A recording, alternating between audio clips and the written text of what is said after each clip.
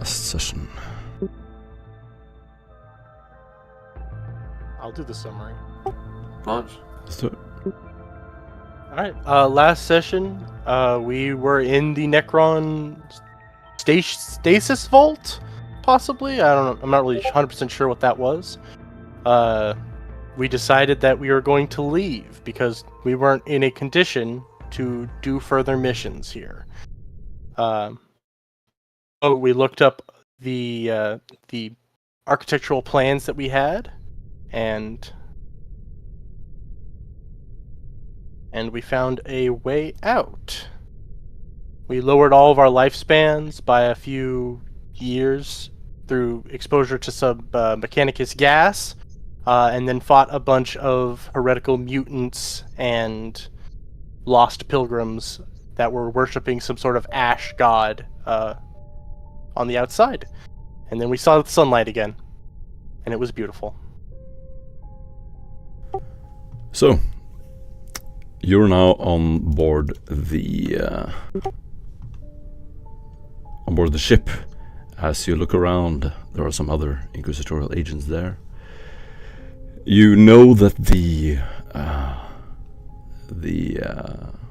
Basilica's guards, the Ardenti, were looking for some Vigilite agents. They probably still are. They were chasing you through the tunnels. You finally escaped. And looking back on the Basilica behind you, you used an emergency frequency for the Inquisition. It just so happens, for your fortune, that the Basilica is patrolled by the Inquisition frequently. An observer team landed and picked you up outside the city. They drove you to Vesuna Regis, and Juno sits in the back, flipping through his notes with a broken jaw. Miriam's body is wrapped in something in the back of the ship, presumably. Her head laying next to her body. And we will begin at the gate. So you're not going to have any problem reaching Vesuna Regis, but upon coming to the checkpoint, since this ship is unmarked, it's not intended to be landed in the city. So you're going to have to go through the checkpoint again, which you've already done. As you approach the landing platform, you will see lights hover in the sky. It is, the city is kind of misty today, and you look outside, you can see these small red balloons floating into the city. In the distance above the clouds and the mist, you can see Gothic spires stretching up as far as the eye can see. Beneath you is an ocean of people, mostly Mechanicum and shift workers coming in for the early morning, as they've been working in the surrounding factories. You see them lined up, and along the corner of the perimeter wall, large gun turrets and patrolling old brood guards in their shimmering gold armor. As you land on the platform elevated far above the city, the pilot requests a arbitrator access pass. You basically get into the fast lane to not have to stand here for 16 hours waiting to get in. You walk down a small catwalk, then a metal ramp. You can hear the rustling of the metal beneath your feet. It is wet, and this wet dew sticks to your face as you walk down towards the city.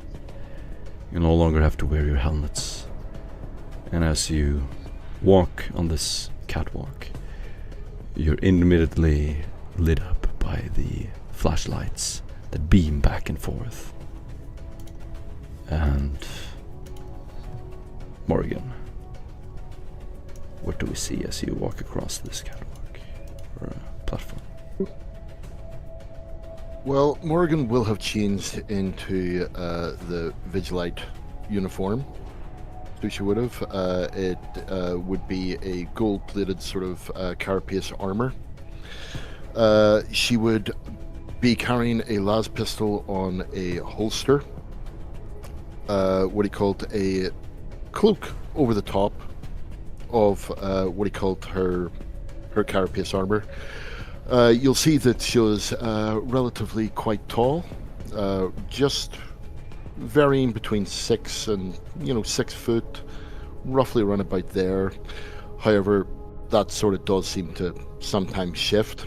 And apart from that, you'll just see the faceplate of a Vigilite helmet, as she has put one on to cover her face. Awesome. Nicholas. 14-inch ropes over the Vigilite armor, depicting more of an ecclesiastical enthusiasm, as well as many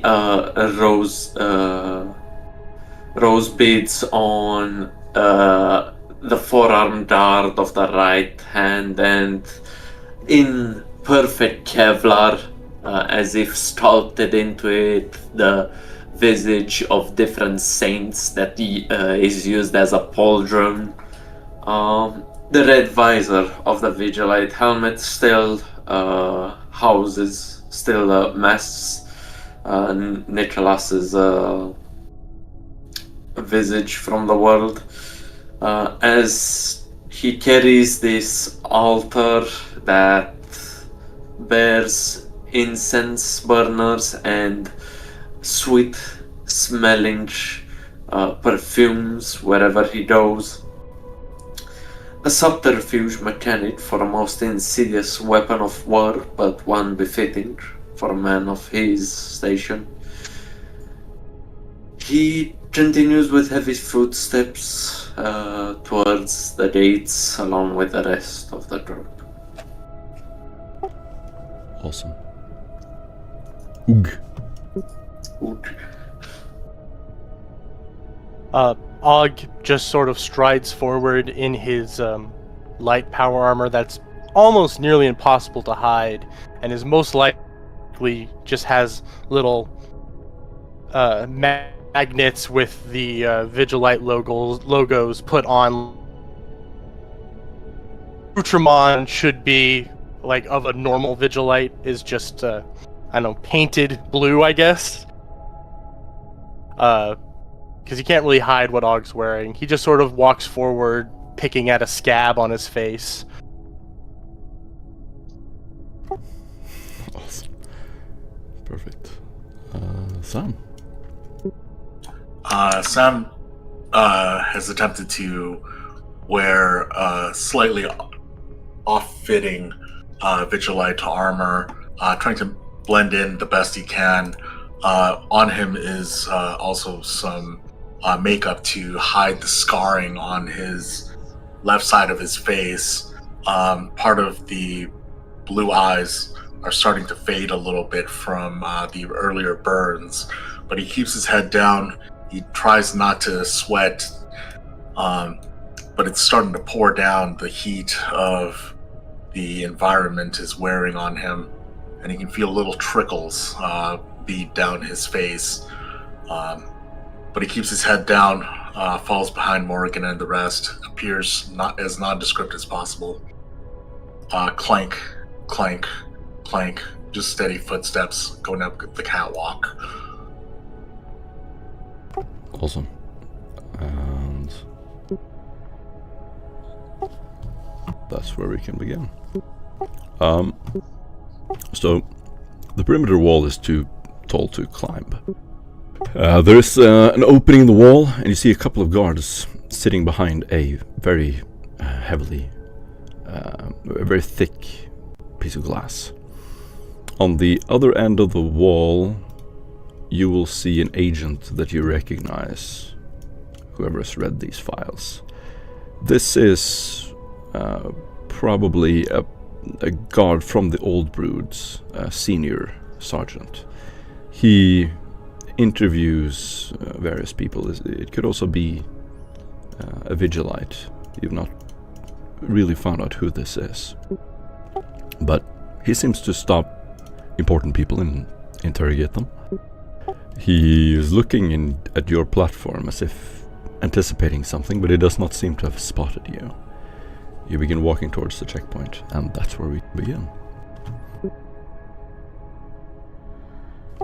The two of the vigil officers will stop in front of the catwalk beneath a rusted archway. They're wearing black flak with gold trims, these old Baroque helmets, and Vox filters. One of them is standing with a data slate ready. It lights up his chest plate and his helmet.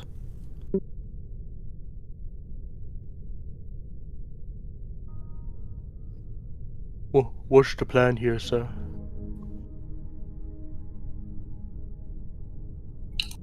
We played cool. Morgan, take the lead. Testing 1. You'll see Morgan give a slight nod of the head. Testing and one. by the scruff of the neck with the manacles firmly behind him and push him forward. Transit codes, names, unit commander. He looks up from his data slate.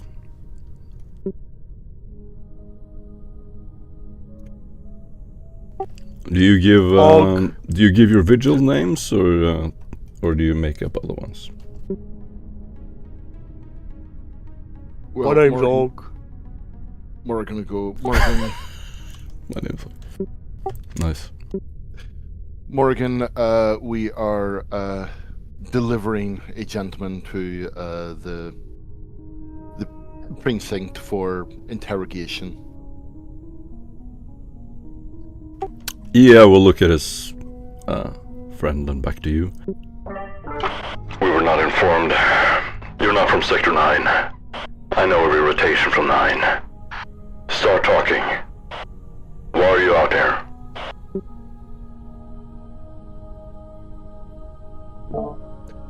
Biting back a snarky response, she'll say, "We were ordered to pick up this gentleman. It is not really my concern on whether or not you were informed or not. We were told to take this person to the main precinct for interrogation by the..." Sorry, just bear with me for a second. My thing is not working. The other Vigilite sergeant will begin to look in your direction. You seem to have attracted his attention. He begins walking towards you.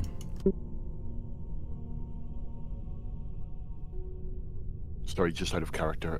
What's the head? Time is running as we talk. Hey, listen, man, I've had a long day. I'm kind of tired. Can I just go through? No. Why not?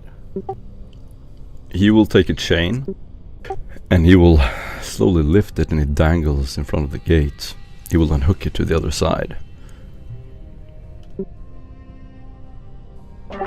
Stay here. Or you could just contact Wilhelm and we could get all this sorted out. He's the one that wants this gentleman after all. He looks up at you. If you're not telling the truth, He just Why would we be lying? stares This at you doesn't for make 2 any seconds. sense.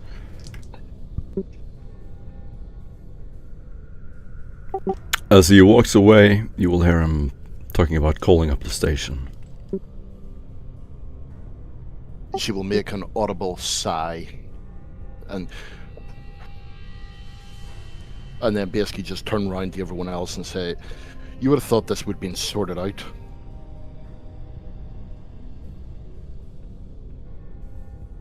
I guess. The lines of communication are oftentimes not clear. I'm sure that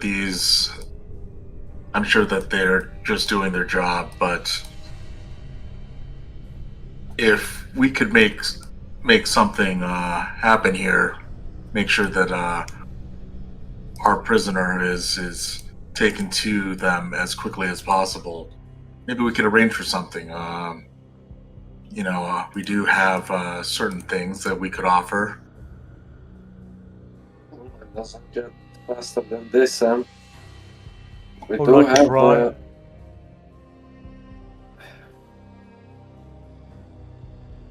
We do have an in with the Lords of the Vigil, with a Lord of the Vigil. So can't really go higher up the food chain than that.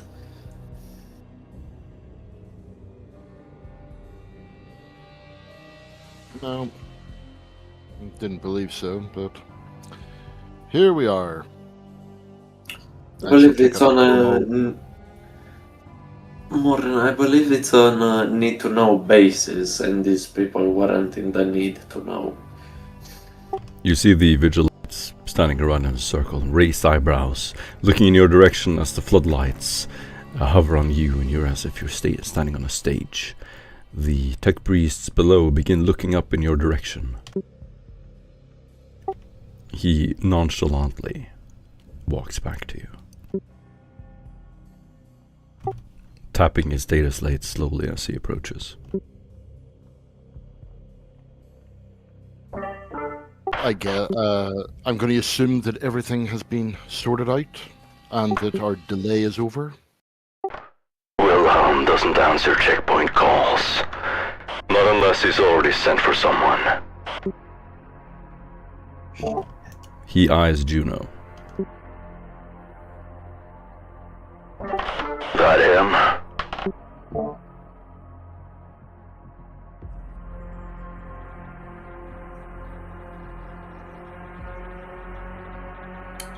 I mean, Would yeah, he he's a him. Would he otherwise not be bound in chains? Right. Stay here. Don't move. What's your name? Rank? Serial number? He walks back, slowly lowering the data slates. Picking up his Vox, you can see him walk up to the checkpoint station. Thick adamantine shutters will slide shut on the windows. One of the guards standing outside just eyes you, gives you a side eye occasionally. Side eye keeps. Og will side eye. Mm. If anyone looks at us, Og is gonna fucking give them the death glare. Awesome. There's a floodlight pointed at you. You can feel the heat from the intense energy as the tension builds. You see him walking in the door. Shutters close.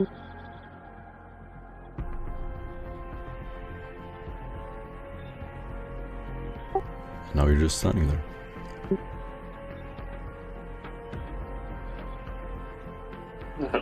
I don't like this one bit, gents.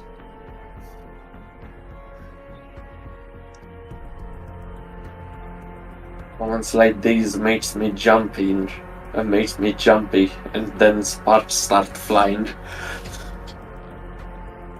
I mean, all you gotta do, give the word, I'll turn on my Vox disruptor. No, that'll just delay us even further. Well, if there was anyone else in this checkpoint that wasn't aware of our presence, well, the sure as hell isn't. He suddenly emerges as the door flies open, big metallic door. He walks out with a stern gait and will immediately turn in your direction, tapping the data slate, looking down and then slowly look up at you, and then his eyes will follow. And he has very sharp eyes. His helmet is now off. He has sweaty, flat, dark brown hair. The mist has turned into a very slow drizzle. Slight rain. All of you are glistening in the rain. You can see the gate is also glistening. People below begin pulling up tarp and whatever plastic they have to cover their heads. He looks up to you and... Wilhelm's office confirmed nothing. So, you're staying here until the precinct picks you up.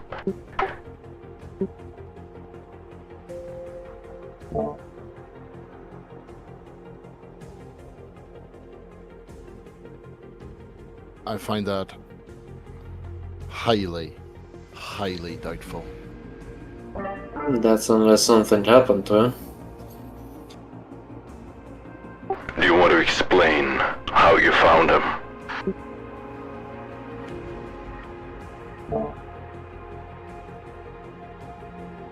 Whom, this gentleman? And He just, his eyes just flicker quickly back at Juno, and then to you. He has intense focus on his face. That information is on a need-to-know basis. And you, sir, need not know. It is my job to know. Not in this instance, it's not.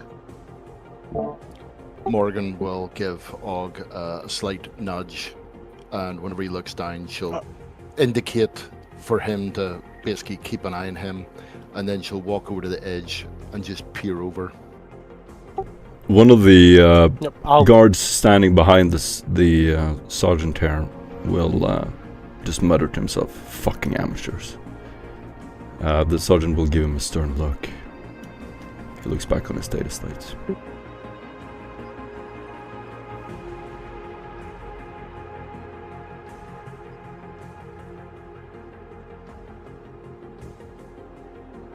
Was that comment directed at us, Trooper? You're with Wilhelm's precinct. Correct? Correct. He walks back to the station and talks to someone. He will walk back and forth a few more times, asking questions. So that everyone can actually hear, she's actually going to turn around to what he called Sam and basically say, "Oh, my patience is running thin.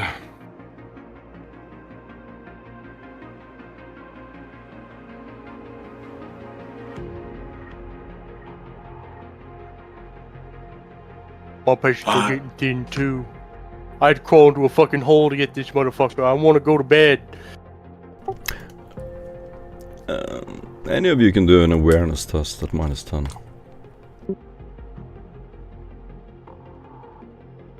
Sure, fuck it. Let's try.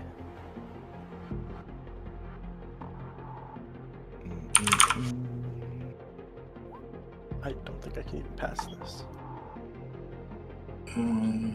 Yeah. So, it's 20. Success with 5. There is an old drainage pipe nearby. You could slither away, possibly. They have walked back into the station, shut the door.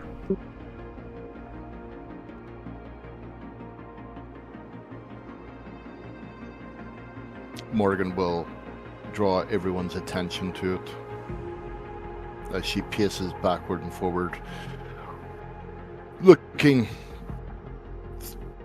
body language wise, as she's pissed off.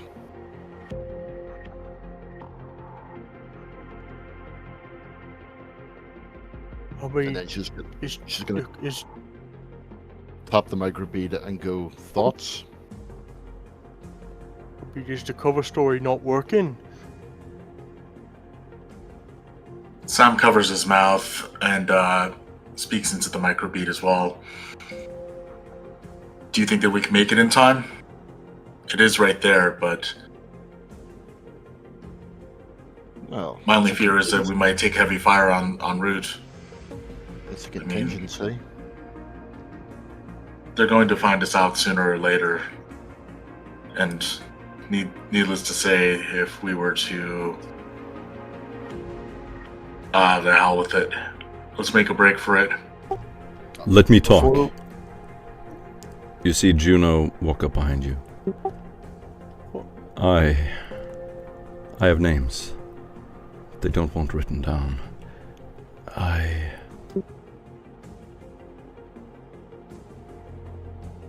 Oh, well, that's a quicker way to get us through, but that's also gonna attract a lot of attention.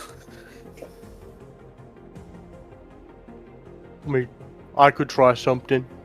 Isn't trying to rush through this little brash, sir? Aren't we supposed to be in hiding? Well, it's either become discovered now or discovered later. It is a bit brash, but they're not However, exactly... There is still the question of Miriam's body.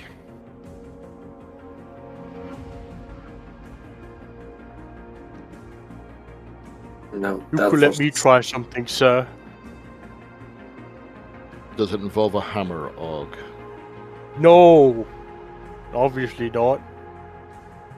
It does involve an hammer, doesn't it, Og? It involves the pretense that I might use the hammer.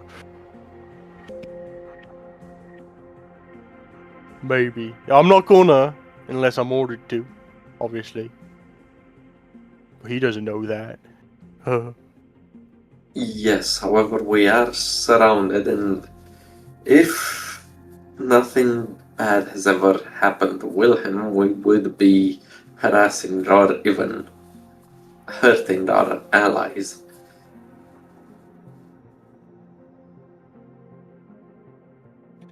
Let's see what Juno says. And then, if that doesn't work, we can use the angry, tired, hungry Ogren play. With that, Sam's going to reach into his bag and bring out the comm leech, flip the switch, plug it into his data slate, and just start kind of trying to hide what he's doing, trying to tap into the communications of what exactly is going on, what kind of things are being sent back and forth, whether they're really sending a squad for us or... Excellent. Do you get an inspiration point? Do a tech use test. At minus... well, flat, actually.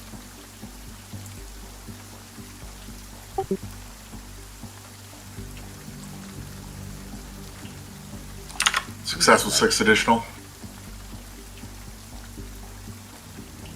Nice. Excellent.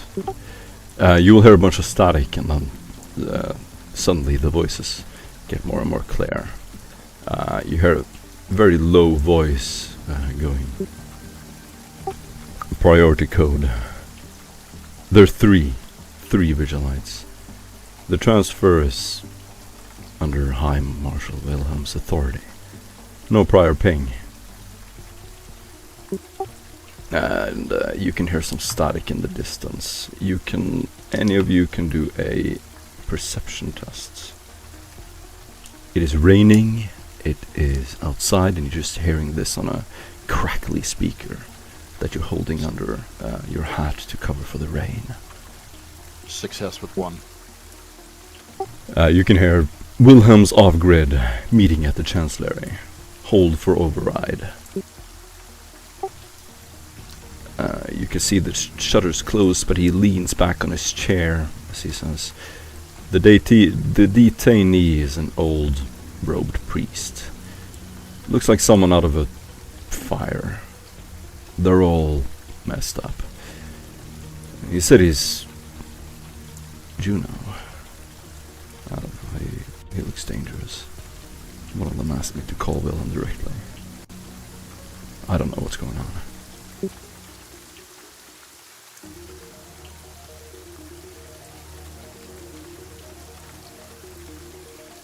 Well, gentlemen, it seems as though the situation is not as dire as we first thought. Perhaps the angry Ogun play is the one to do. The voice on the other end of the line will say, "Do not engage unless provoked. The patrol is en route. 4 more minutes." Acknowledged.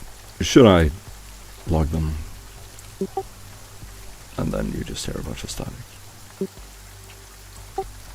He slowly opens the door and you see him walk out under a metal roof that's sticking out from above.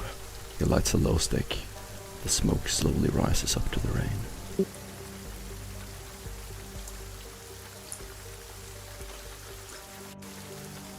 Halfway through the message, as Morgan says the Angry Ordrin play, and it's heard unless provoked, a very wide grin is plastered on Nicholas as he turns towards Morgan, being like, "Praise the Lechs."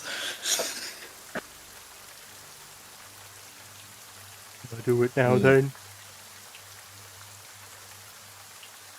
Things are going our way for the moment. Actually, you're playing ball with us.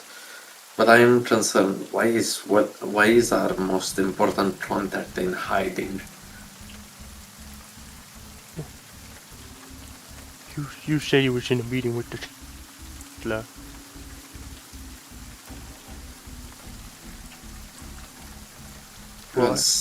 Even so.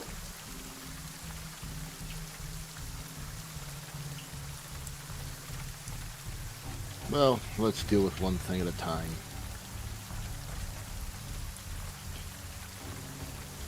And she's going to pipe up and say, "I don't suppose you happen to have any ration packs there? Our Ogren friend is starting to get a little aggressive, low blood sugar." August just gonna put the meanest, angriest pout on he can possibly muster. As he looks back at you, Og, he looks down at his ration pack that he has, eagerly anticipating to eat it himself. He hesitates for a second. You see him considering whether to walk up and give it to you, when you suddenly hear a roaring sound behind him. A long, black-bodied Vigil Interceptor glides through the smog. You can hear the engine rumbling. It suddenly lands. No unit markings and 2 mounted drone cameras pivoting in your direction. A servo skull hovers out and begins moving in your direction. Well, The sorry. rear bay door opens, and you can see 3 silhouettes exit, wearing these dark gunmetal grey combat cloaks, floating behind them as they walk across the catwalk up to the other side of this perimeter wall.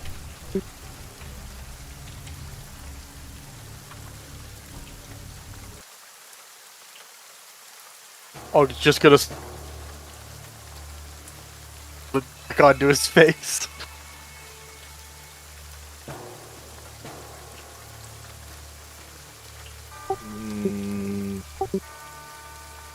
Morgan's going to go onto her data slate and basically send a message to the Raven to see whether or not it can actually sort of ascertain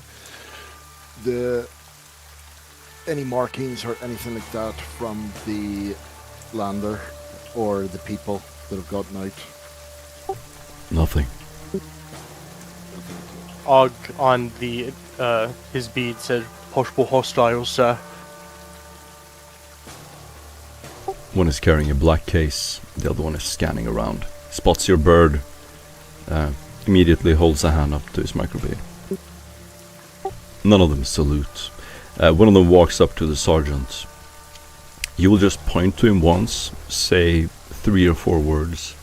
Then you see the sergeant just bow his head and back up, and he will go back into his station. One of the men will begin to approach. He gestures with one hand to Juno.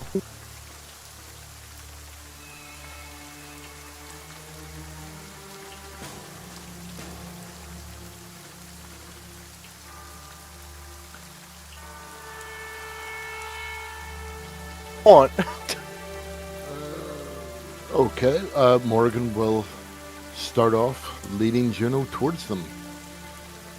He's As we coming still with talk. us. What? Well, we spent all that time trying to get him.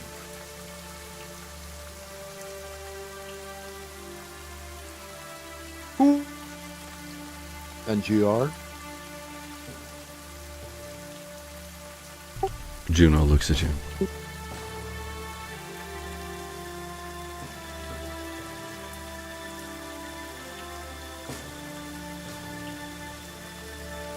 Who are you, person who's asking for a prisoner? The old brood standing behind them will walk up behind this dark-clad man, just standing behind him with a weapon. Don't make this more difficult than it has to be. Oh, so you think you're tough then? And I'm just gonna stare at that guy. Juno, come. You can see Juno looking at you for a second. Great job. You let me right through them. Guess this is where my story ends. You're not going anywhere.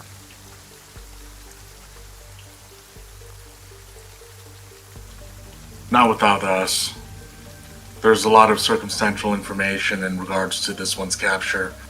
And indeed, there's a lot that of a rapport that we've established that would allow for the interrogation effort to be more readily executed with our presence. That's right. Back off, unless you wish to trade blows with the vigil. Oh, he's just gonna crack his fingers on his power armored gauntlet. Just big old loud metallic cracking. We have a request from the Basilica. Juno has escaped, Captain. He was a captive.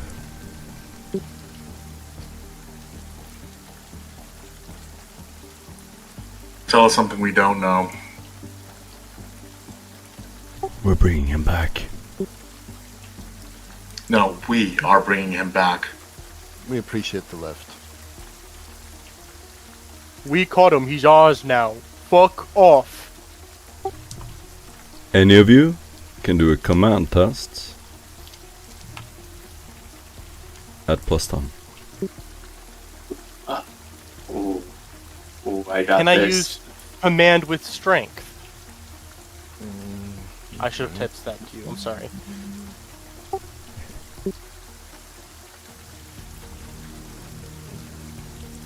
$10 degrees? Holy moly. Fuck, Tabby, holy shit. Oh, the one thing I'm good at, boys. Okay, well, I'll stop looking. By the Emperor as my witness, I've been entrusted by Lord Wilhelm with the safety of this detainee and all the men to my left and right will bring the holy hammer of justice. So says the Lux. So come forth, those who dare test our metal.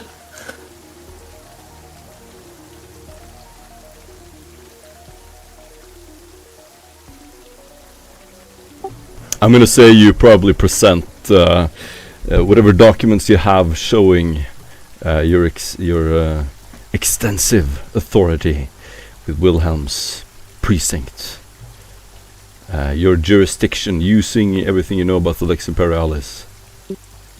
The agent stands in silence for a moment. You can see the visor he has pulled up on his helmet flickers as rain drips on his face. He doesn't flinch. His lips sort of tighten for a second. Understood. Your jurisdiction. Your responsibility. He looks behind him and will give a soft whistle. The two other agents look at each other, slowly begin walking back to the interceptor. He does not hand over the black case. Vanishing up the bay doors, he looks behind him. Open the gate. The chain is loosened, and he points in behind him. I'll give you a ride.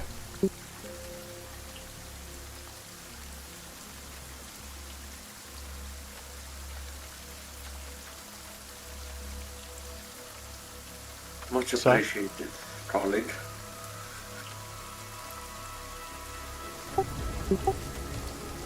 The sergeant, just leaning up against the wall, visibly nervous, casts a glance in your direction as you walk up to the ship. If you spot him, he just pulls out the glow stick slowly and nods respectfully.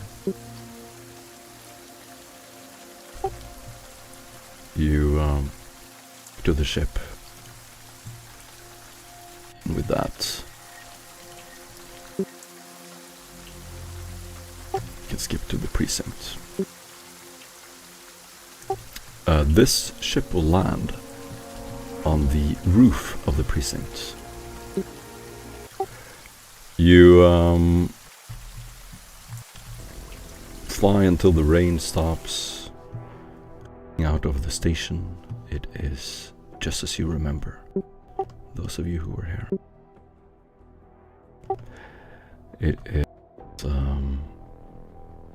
very, very tall. This massive precinct is visible from hundreds of meters away. You can see several layers, almost like these elevated pyramid structures, leading up to the apex where you have your officio. There are holographic displays flickering beneath you. You see Vigilite patrols around the station. In the center of the precinct, this crystalline tower is adorned with statues of Vigilites and officers standing on the balconies outside, look in your direction. One of them is holding a monocular. You land on the roof and walk into the precinct. I would like to say, Morton, the nervous-looking lieutenant. I didn't want to interrupt you, but Og did take out his pic recorder, and I took a picture of him. Nice. You get an inspiration point, and you will now be in the precinct. I'm gonna say a few minutes, probably a few hours have passed. You get whatever weapons you need, whatever supplies, drink water, eat, all the basic necessities. And standing out on the balcony after your debriefing, that's where we can continue. Oh, I'm in much better a mood now. How about you all? Could have been better.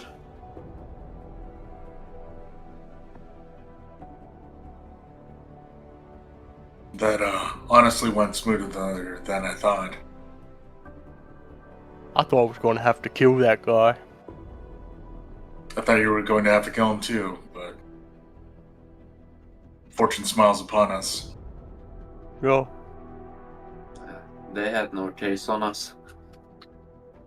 No, but sometimes excess suspicion can lead to, well, this one over here smashing somebody's head in. Our Oh, job. well, That's what I'm good at. undergoing those stuff, you know.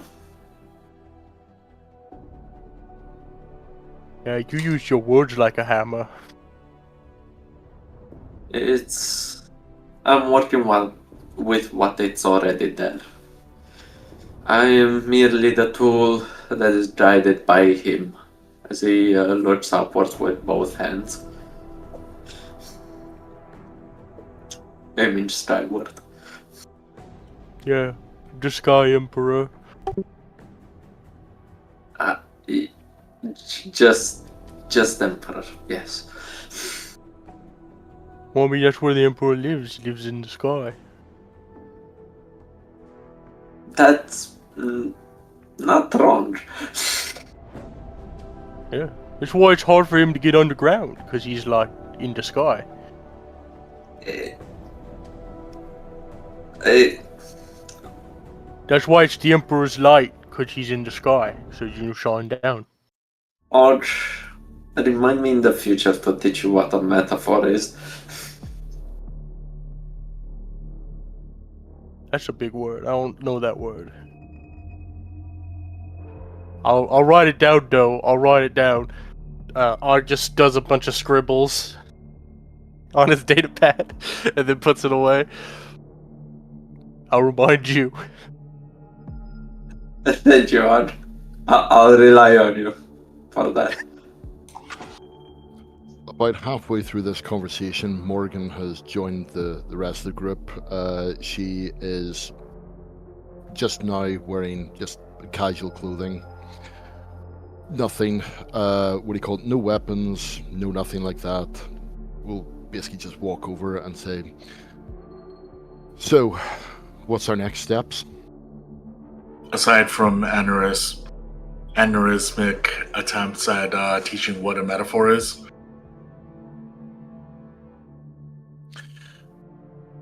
Do we have time? not enough time in our God Emperor's universe, no. It can't be that hard.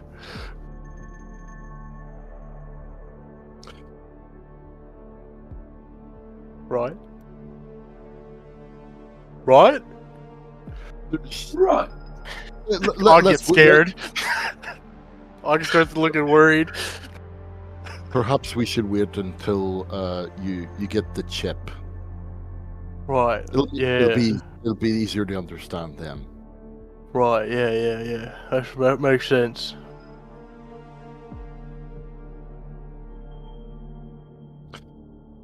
So, are we heading back, or?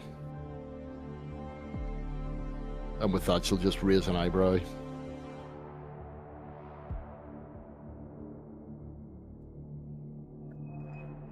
Should get in contact with the rest of our entourage, figure out what has transpired while we were gone, so where to redeploy. Just something out of our new friend here.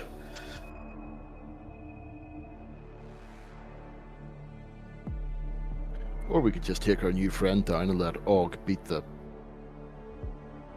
I think he's more than happy to cooperate.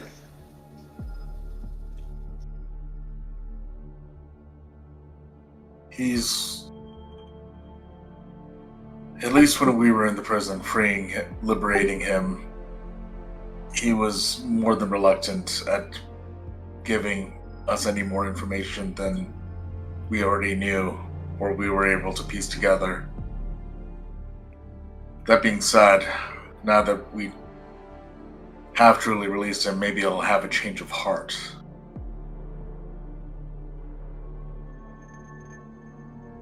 Maybe the He Inquisitor is does. gonna talk to him. He does look different, and he does have different look about his eyes. Well, yeah, I Yes. broke his jaw. He's also scared. He's been taken into a den of vipers. I mean, what do you think was in the case but a bribe? Were they gonna bribe us?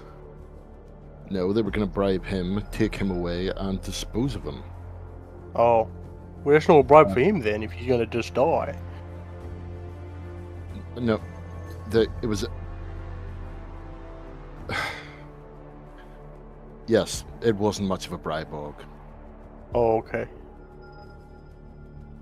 But they took us here, so they're obviously working out of this building, which means that, well, as far as I'm concerned, that this building is also rotten to the core, which I don't particularly find surprising, but perhaps that's why we're talking outside and not inside.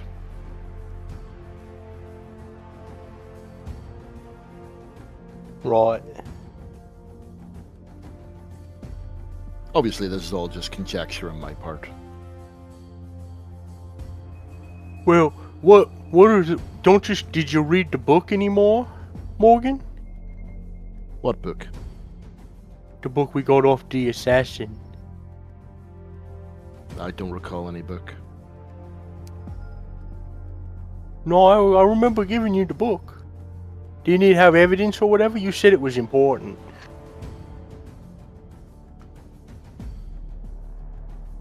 I'm completely at a loss as to what you're talking about. Oh, okay.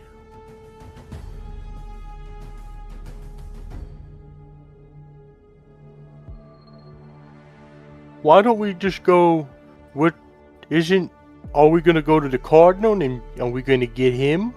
Do we still want to get him? Or do we, are we gonna go to the bad Chancellor or Counselor or whatever his face was? Well, we can always see if Juno wants to talk now, see what we can get from him, and make our plans from there. Right. Alright, well, I'm not very helpful unless you need me to break another piece of his body off. Ideally not. Not at this moment. Right. But let's not rule it out. Oh, certainly.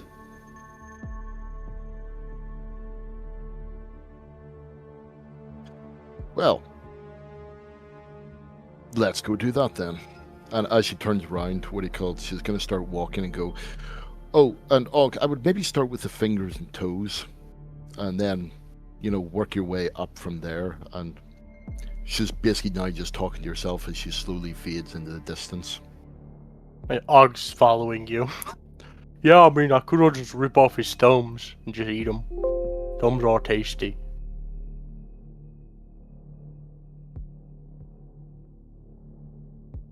Like Grok's thumbs. They don't have thumbs. That's what my Koboshot said. Groks don't have thumbs. Those are just claws. But I look at my hand and I look at a Grok's paw, and I'm like, that's what the thumb would be.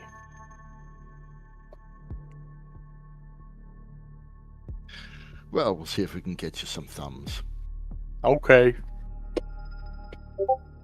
But only if he's bad.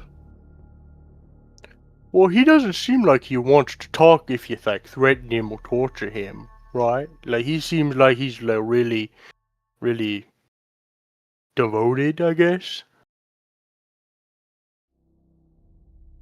Maybe you just have to be nice to him and he'll tell you what's happening. Maybe get him a ration. Maybe we could bribe him.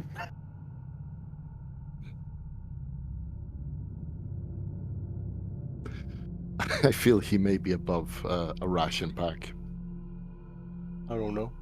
It always works for me. No offense. I mean, if we really want to, get into it, we could just starve him for a while and then do it. Then he'd really want a ration.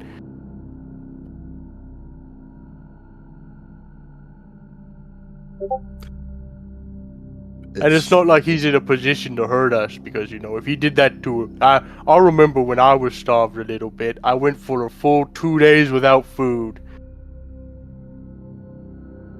That was not nice. It was bad. I can imagine. So, Nicholas, do you wish to accompany us? Certainly. Okay, I'm going to go down to the holding cell and see if we can speak to Juno.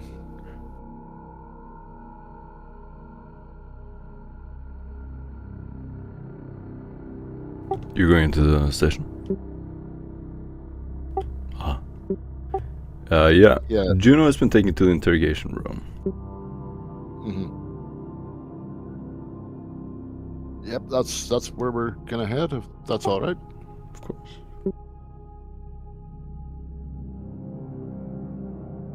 And Og's gonna get some thumbs. Og's gonna get some thumbs. It's finger food.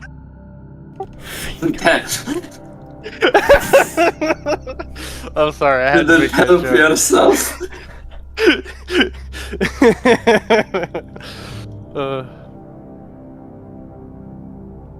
Let me get that place up and running. It belongs under the precinct.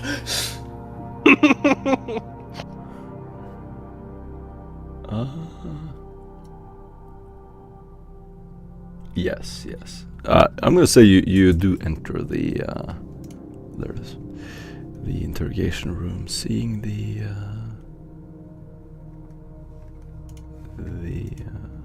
seeing Juno there.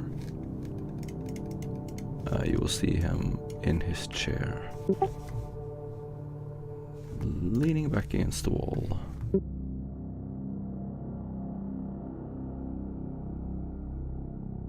As you enter, there's a click, and he looks up. Looks like he's not expecting you.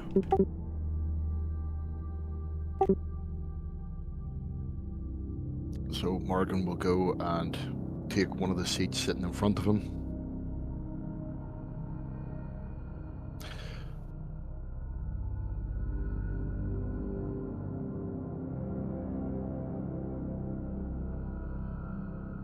He looks at you. And she'll turn to the door and say, does anyone else want to?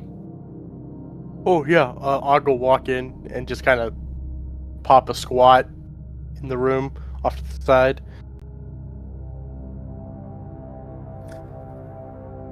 Nicholas will enter the room as he places the altar to the side of the table. Morgan will turn back to Juno and say, yes, it seems as though my colleagues are like mythical creatures. They can't come in unless you invite them. I was looking at it. I thought I saw a butterfly.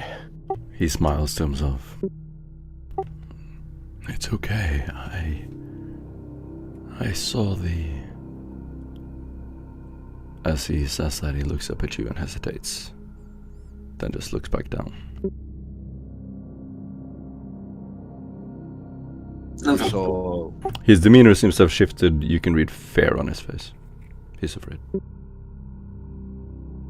So, why were those men gonna kill you? And how much were they, or what were they offering in exchange? He draws a deep breath. I honestly don't know.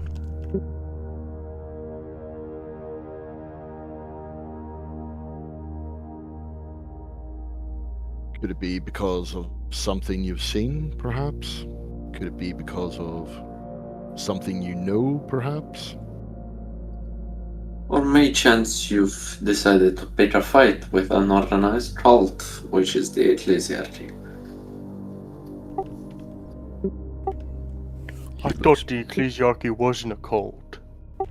He looks back at you and you can see him hesitate for a second. Harris thinks he's protecting something. He's guarding a machine. Keeping all his secrets.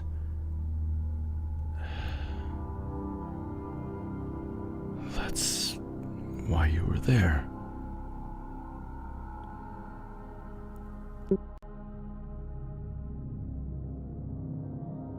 So you think they want you dead because you know what he was doing? That's why you were there. He looks at your chest plate.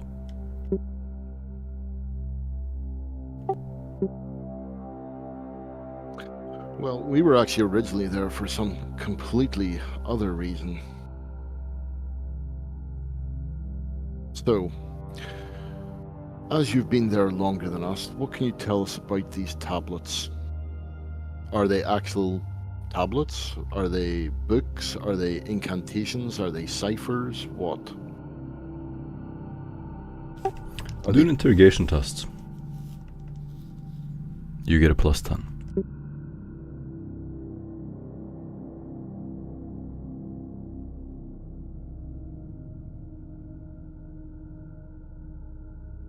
Success with 4. He will raise his eyebrows. Tablets. They're not ceremonial. I don't know. What did you find out? Are you looking for them? Well, we believe they would be probably better in our safekeeping than in some feuding counselor. He nods. I agree. So perhaps we can help each other. Maybe so. So, where do you think those men were going to take you? I thought they were for you.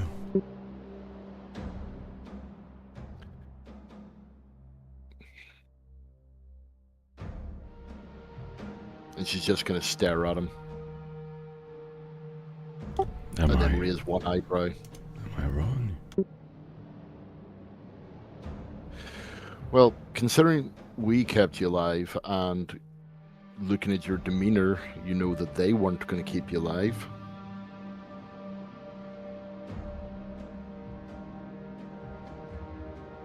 It would seem as though, even though we potentially work for aligned organizations or factions within organizations, that, well, as I say, perhaps we're not entirely aligned. I didn't think they were gonna kill me.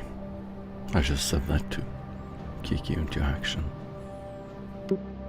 And it worked. He pulls out an old dice and will begin rolling it on the table under his index finger. Where were you hiding that? He smiles to himself, looks up at you.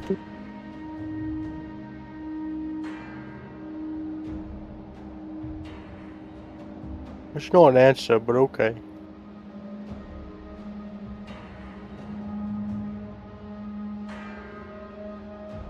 Okay. Morgan's gonna lean forward. Says, and I'm assuming his hands are bound.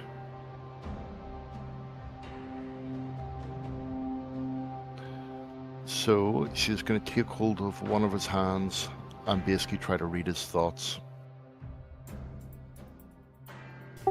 1 degree of success.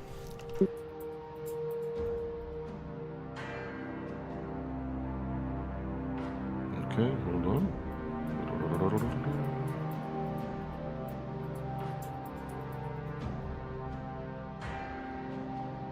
Oh, failure. So basically, whenever she looks into his mind, it's basically just a wall. If you would like to, you could use my inspiration to reroll that. You can't reroll psychics. Oh, you can't? With, inspiration. I did not know Only that. willpower, only willpower. My bad. Only you have to use fate points.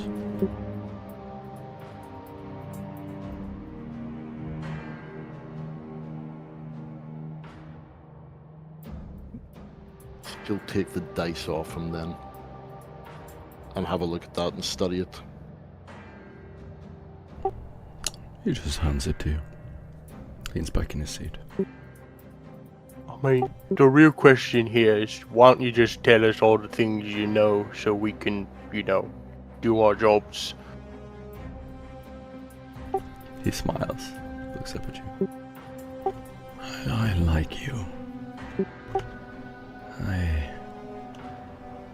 There's not much to say.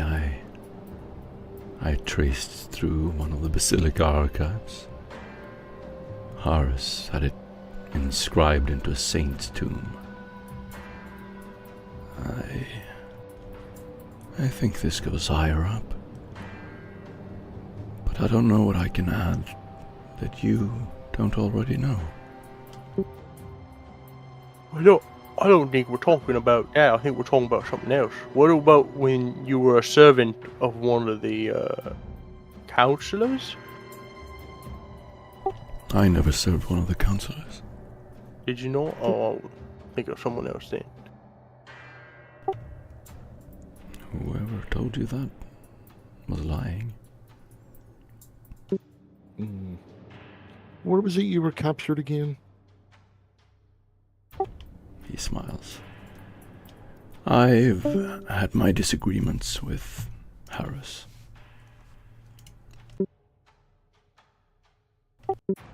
Over...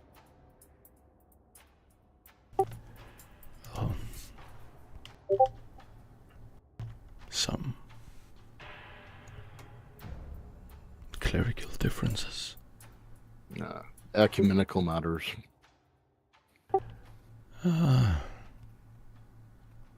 Well, it's pretty obvious he's hiding something. Well, it's the ecclesiarchy. They're always hiding something. He nods to himself. He is twitching. Eyes are red. But you, I owe you my life. You brought me back. He feels his pockets.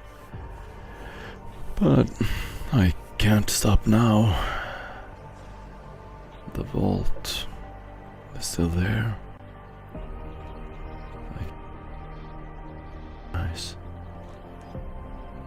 And Harris has sealed away anyone else who knows about it. He's So what buried the precisely- key somewhere. What precisely does it feel like?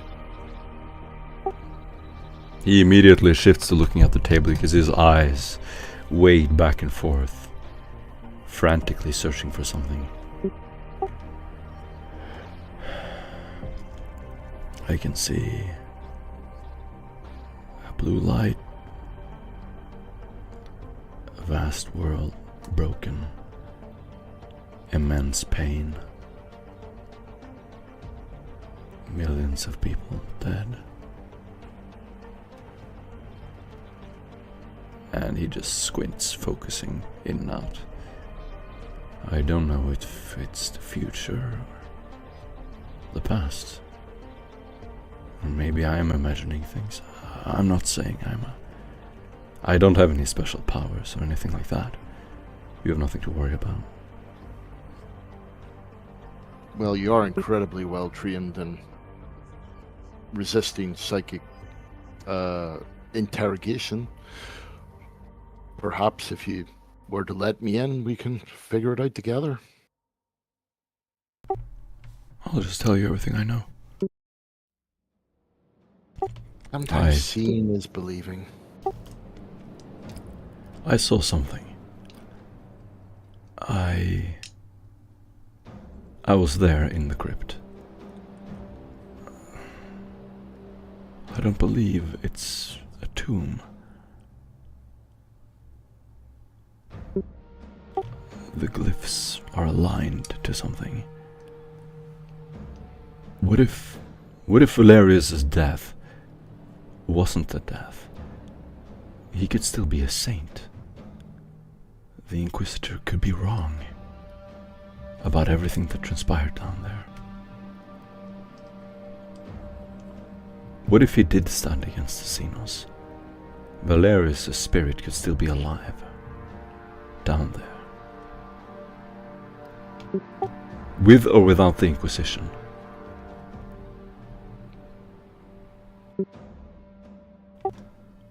As he says Inquisition, you can see him hesitate for a second and look down. Horus is not just keeping people imprisoned. He's withholding the truth. The people there deserve to know. The people deserve to know the truth. And what is the truth? The truth is smoke on wind, you know that. The truth is whatever... The truth is Valerius was a saint. He deserves to be venerated. But not like that. Not with a lie.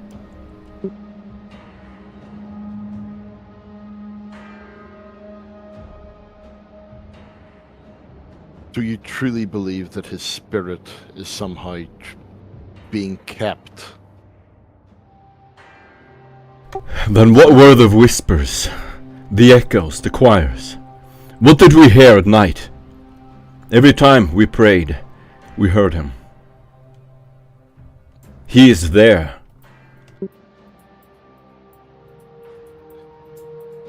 So you heard whispers and you heard prayers at night. Well done. I hear whispers and prayers every moment that I breathe. I saw the vault. In my dreams. I had seen it before. As soon as we entered, it was like deja vu. I had been there. What did you do when you were in your dream? There is an immense psychic presence down there. I don't know what it is. But I felt Valerius. And I believe him to be a saint. But Horus is not the right man.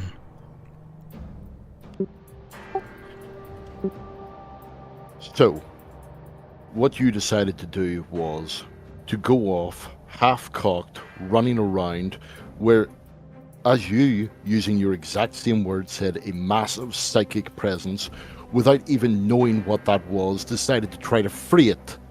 Am I right? Not just me, not just me. Hundreds of others. Oh, well, that makes it even better, doesn't it? Look, I won't let him keep his silence. I have files, images, devotions, written down. It's in the Basilica. Sealed with his own signet. When I go back, if you let me go back, I will start an uprising. I will go back. Not with prayers. I will burn that place to the ground. And let me tell you how this ends. Every last one of you's dead. Potentially billions dead. Why don't you stand with me? All, why, because of your hubris? No. Because of the man who threw your psyker to rot in chains. While the Necron stood between in his secret chamber, whatever that place is. To avenge her.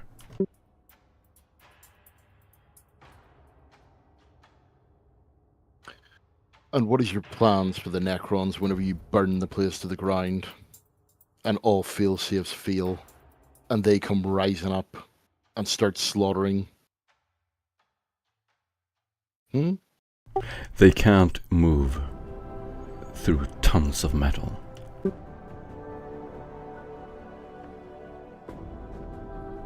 Yeah, but they don't sleep or need to eat or need air. They could dig themselves out.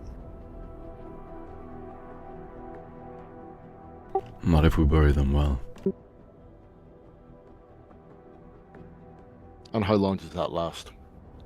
1,000, 2,000, 10,000, 40, 50, 80, a million? Time is meaningless to them. It will buy time. Meanwhile, we interrogate Harris. We will find out who he's working for.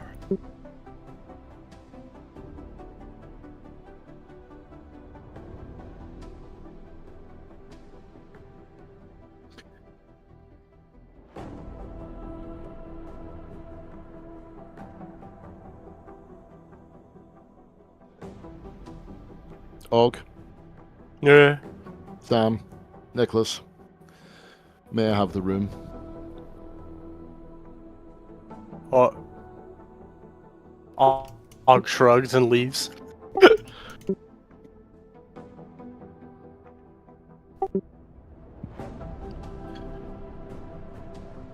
Do not think I'm not sympathetic to your cause, but we need more. I do not believe that you put every last shred of evidence that you have under lock and key at a basilica right under your enemy's nose.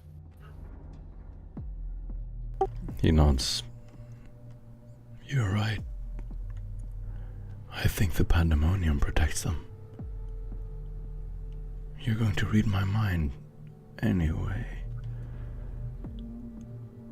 I saw the references to the tomes. Durili's notes in the Apocrypha. Edge sealed in the tower.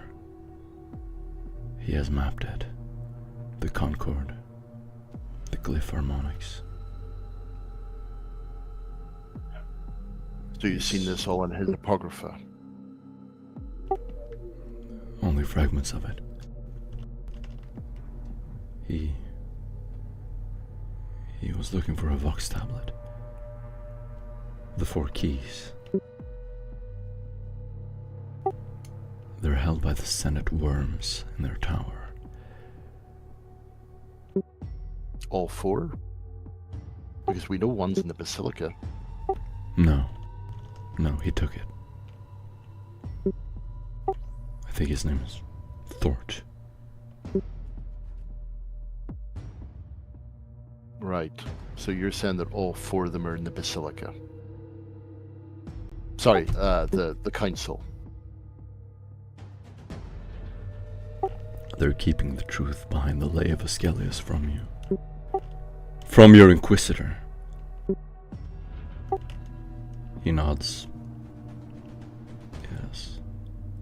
I know where I am. Believe it or not, this world can be saved. Agents. I know it.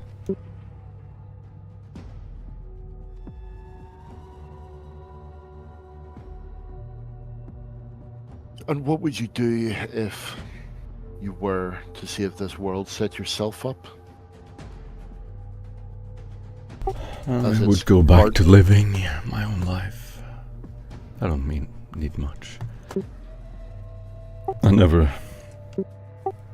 cared about luck.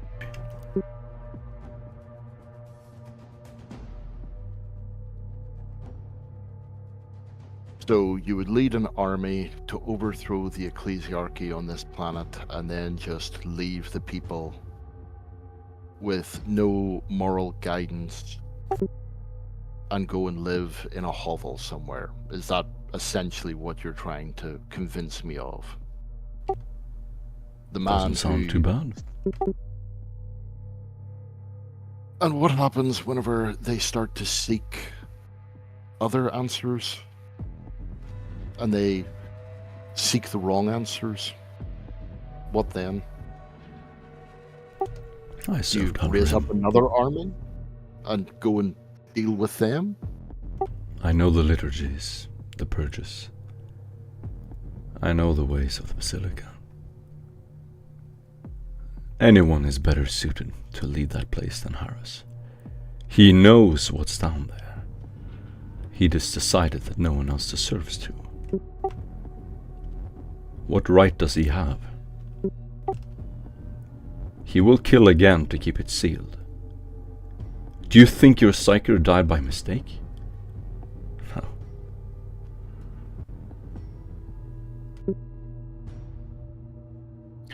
I'm not looking for vengeance. I want the man out.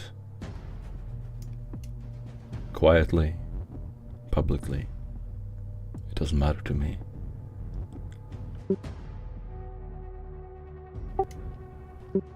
However, surely you have at least thought of the ramifications.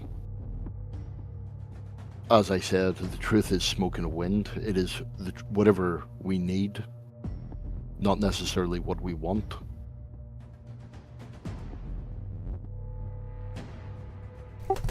Well, if it's done the right way, I don't think there needs to be any bloodshed. But it is up to you. If you let me go, I promise not to get in your way. If you give me proof, something I can charge him with, maybe I can turn the identity against him. Some record showing he knew what we was hiding. And I'll start the fire, even if it burns me in it.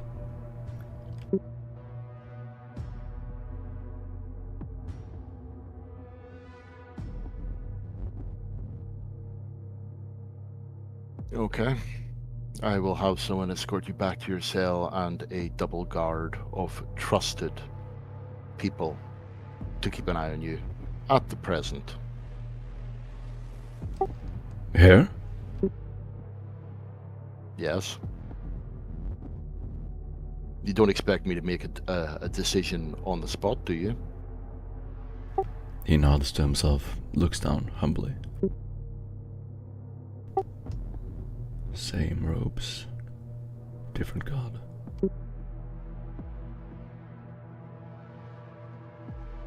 And what do you mean by that?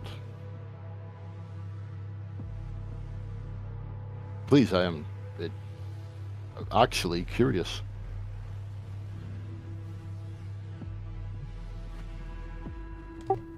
I don't believe everyone in the Basilica worships the Emperor. When you harbor secrets like that, chaos tends to seep in. I don't know how much time that place has,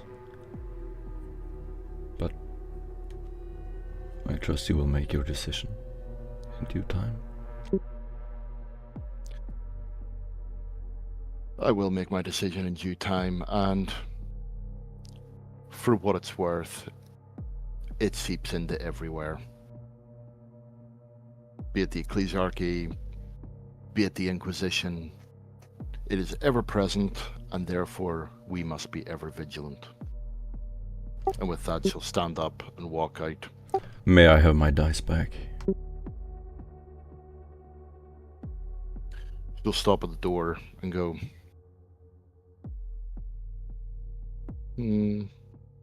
shame. Does look rather archaic.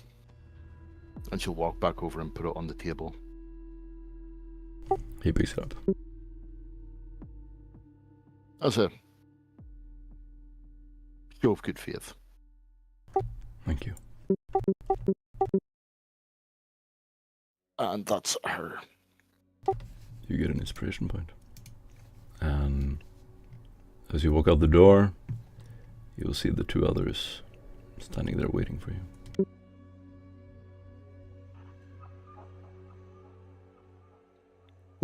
What'd he say?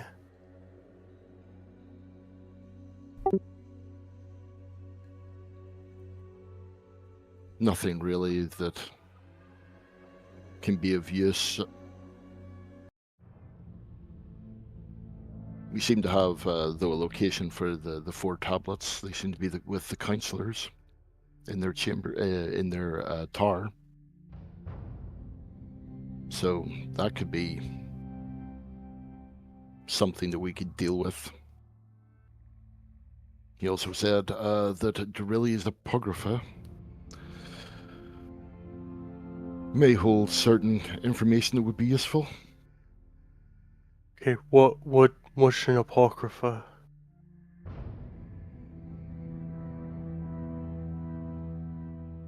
Is that another book?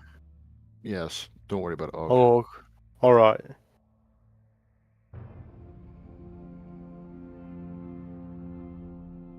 So are we gonna go back to the basilica?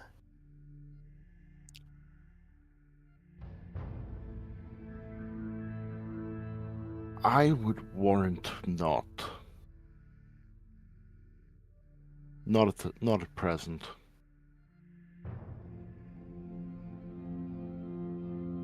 Not at present. Okay. And you Okay, can see outside. And with that, we can take a 5-minute break. 6 minutes. Yep. To go pee-pee. Need to get this typed up. Bathroom. With little peepees. Right. I'm gonna get some water.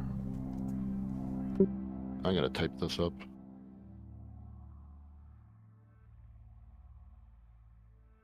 You still here, Sasha?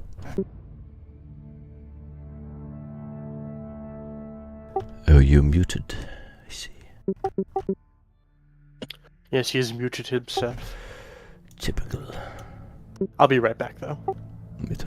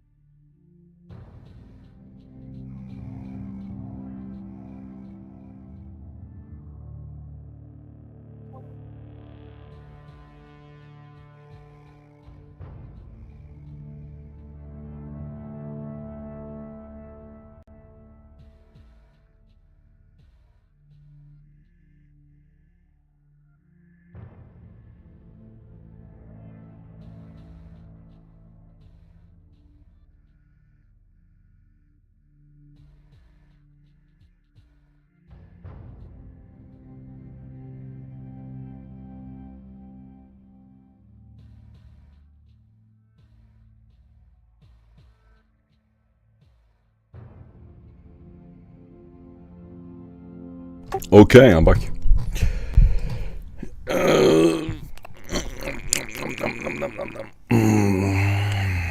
I am also back. Yo.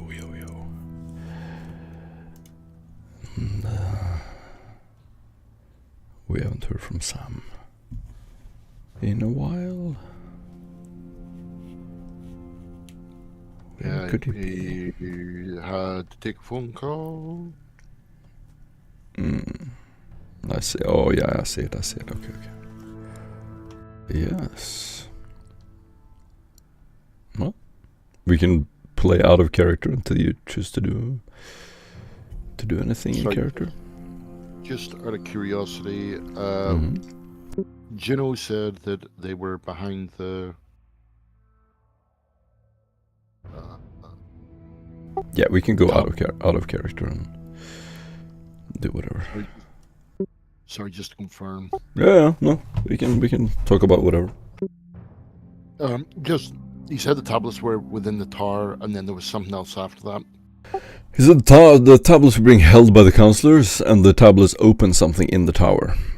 It has to do with the resonance. The tablets are keys, he called them. That open something in the tower, and the 4 tablets were held by the counselors. No, I thought he said the 4 tablets were in the tower.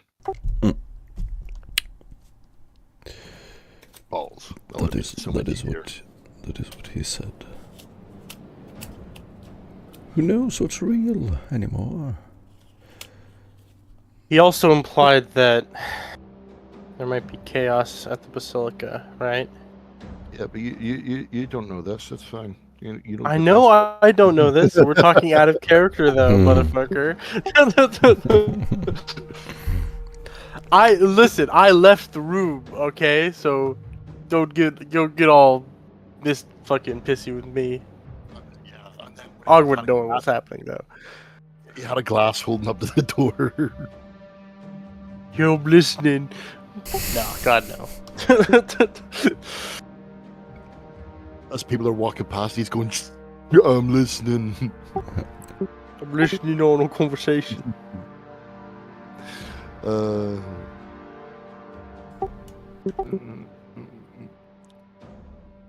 Sorry, you were asking a question before I rudely interrupted you.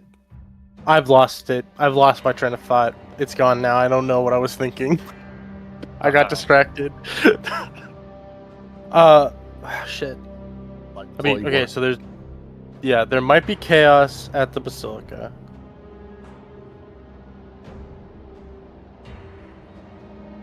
That comment about him saying different robes, or what was the comment? What did he say again?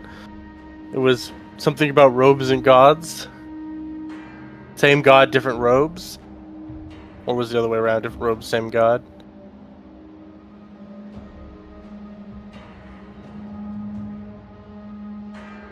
That was really suspicious.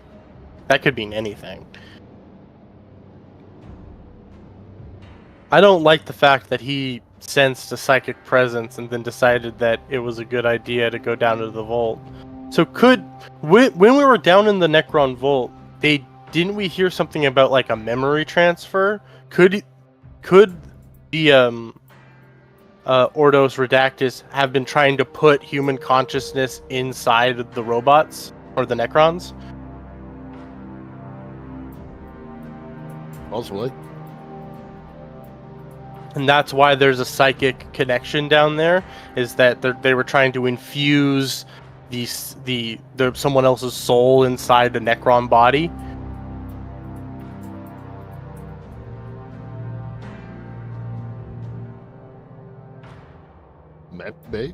Maybe that's why they were so pissed. Yeah, I mean I would be pissed if someone was trying to get their soul into my body. Yeah, that's a good reason to be angry. I don't know. There could, I mean, a huge psychic presence talking to people in their dreams and shit, telling them to open up Necron vaults. I mean, that could just straight up be a demon, like, right? It just wants to cause bloodshed. And opening up the Necron vault would do that, waking them up. Well, I was trying to convey, oh, I heard voices and they said do this. Oh, please. That's Tuesday. Yeah, come on, man. You're talking to a psyker right now, dude. I hear voices all the time. Someone right here, right now, beside me, telling you did good, laddie. Now kill them all. But okay, I don't know. Maybe it will help if I remind you of the mission or the overall plot. If you want, I can do that. Yeah, give us the overall plot. Alright. I don't know the overall plot. I've it only sounds- been it sounds conscious a little within bit- the Basilica. All right. Right. It sounds a little bit like that's the case. Stop the warp do free. So what did I write in the? Right, so I wrote that. You think Cardinal Harris, right? Okay. Right. So your mission, as it says in mission summary, story summary, is to find the root cause of the warp storm discovered by Derilli, art savant Derilli. So, you know that someone developed a strange mutation that has seen no origin. You know that. So the investigation started with the council. One of the councillor was killed. One of the 8. The Inquisitor called in all of the councillors. You interrogated them. This happened pretty early on. You figured out that some of the councillors are highly suspicious. You looked into them and you psychically interrogated. Who was it? Raphael Thort, I think. And you did that very early on. And then you found out that, no, he is involved in something called the Dominion. Yep. And he is involved in this secret cult that happened in the council. So some of the councillors are being, or in fact many councillors are being blackmailed by something immensely powerful. And to be a comparison, these councillors are they're like demigods. They're second to the prefect. The prefect, the most powerful person in the sector, who can just flick a finger and kill a world. So these people are immense. There's no one in the sector that's more powerful than them. And they're being blackmailed by someone. These people that are the most powerful people in the sector are being blackmailed by someone. Meanwhile, the prefect has retreated. And those 8 are playing an outward game of trying to survive and keep their wealth and keep their empires, while separately they are divided and blackmailed. Then one of the councillors gets killed, and they're all terrified. The 7 remaining councillors are pleading, and they're whispering to you for help when you interrogated them. This happened before you joined, Dog. Then you find out, okay, we go into this basilica. Someone ordered something to be hidden in the basilica. There's some secret there. That's a separate thing. But someone or something is blackmailing the councillors, and there's a development of a secret mutation that turns people into servants that carry out assassinations. And one of these mutants killed one of the councillors. He climbed the building, was led into the administratum, and climbed through the window and killed one of the 8 councillors. And the remaining councillors have gone into hiding, have fled or in their mansions. Someone is, or something is, blackmailing them, and the keys to the Pellucid Tower are held by the councillors, supposedly. And those keys unlock what they call the secrets in the Pellucid Tower. They refer to it as the secrets, the chamber. And they have created a cult around this. Meanwhile, they're being blackmailed by something. And that, and the Pellucid Tower, to tie it all back, that is a string that you've been following for years in this investigation. Reading Duruli's texts. Duruli was an old inquisitorial sage. He wrote about the pandemonium being an ancient sin. That's like a that's like the origin of the sector and this ancient sin that he wants to figure out. And he, a long time ago, was searching for it on Juno. And now you're back here to try to uncover it once and for all. And the counselors are making it hard for you. You know that they've sent assassins. You know they've sent agents to try to kill you, to try to stop you. All apart from my girl, the Duchess. And you know, at least some of them, clearly, are in on it. Whatever it is. And whatever is blackmailing them. And you know the... Okay. I hope that should give an overview of the story. Let me know if you have any questions. Okay. So with that, maybe we should just drop the Basilica thing. Because you have the evidence. You have the book from Thort that is directly connected to him. We should fucking run in and beat the fucking... we don't beat him up, but like, we should grab that guy, and instead of doing the light interrogation of, psychic interrogation, yada yada, we should put the fucking screws into him. We have. And also, what book are you talking about? I know you know what fucking book I'm talking about. The book that was dropped on the ground. The thing that you thought was chaos. That had an inscription upon it. You know what I'm talking about. You know what I'm talking about. Don't try to fucking gaslight me in real life, Aaron. He's very old. He has dementia. You know exactly what book I'm talking about. Stop trying to take my pretty things away, okay? I'm not trying to take your pretty things, but you gotta tell people what fucking information we got. Because they're trying to go to the Basilica. We don't need to go to the Basilica. We need to you either need to get one of the tablets, to start analyzing that, or we need to just straight up kidnap, black bag the counselor that we know is doing demonic shit. Because if he's the one, if there's a mutation that's turning people into basically slaves for someone so they can put hits out, we have that book is direct evidence saying that Thort is doing that.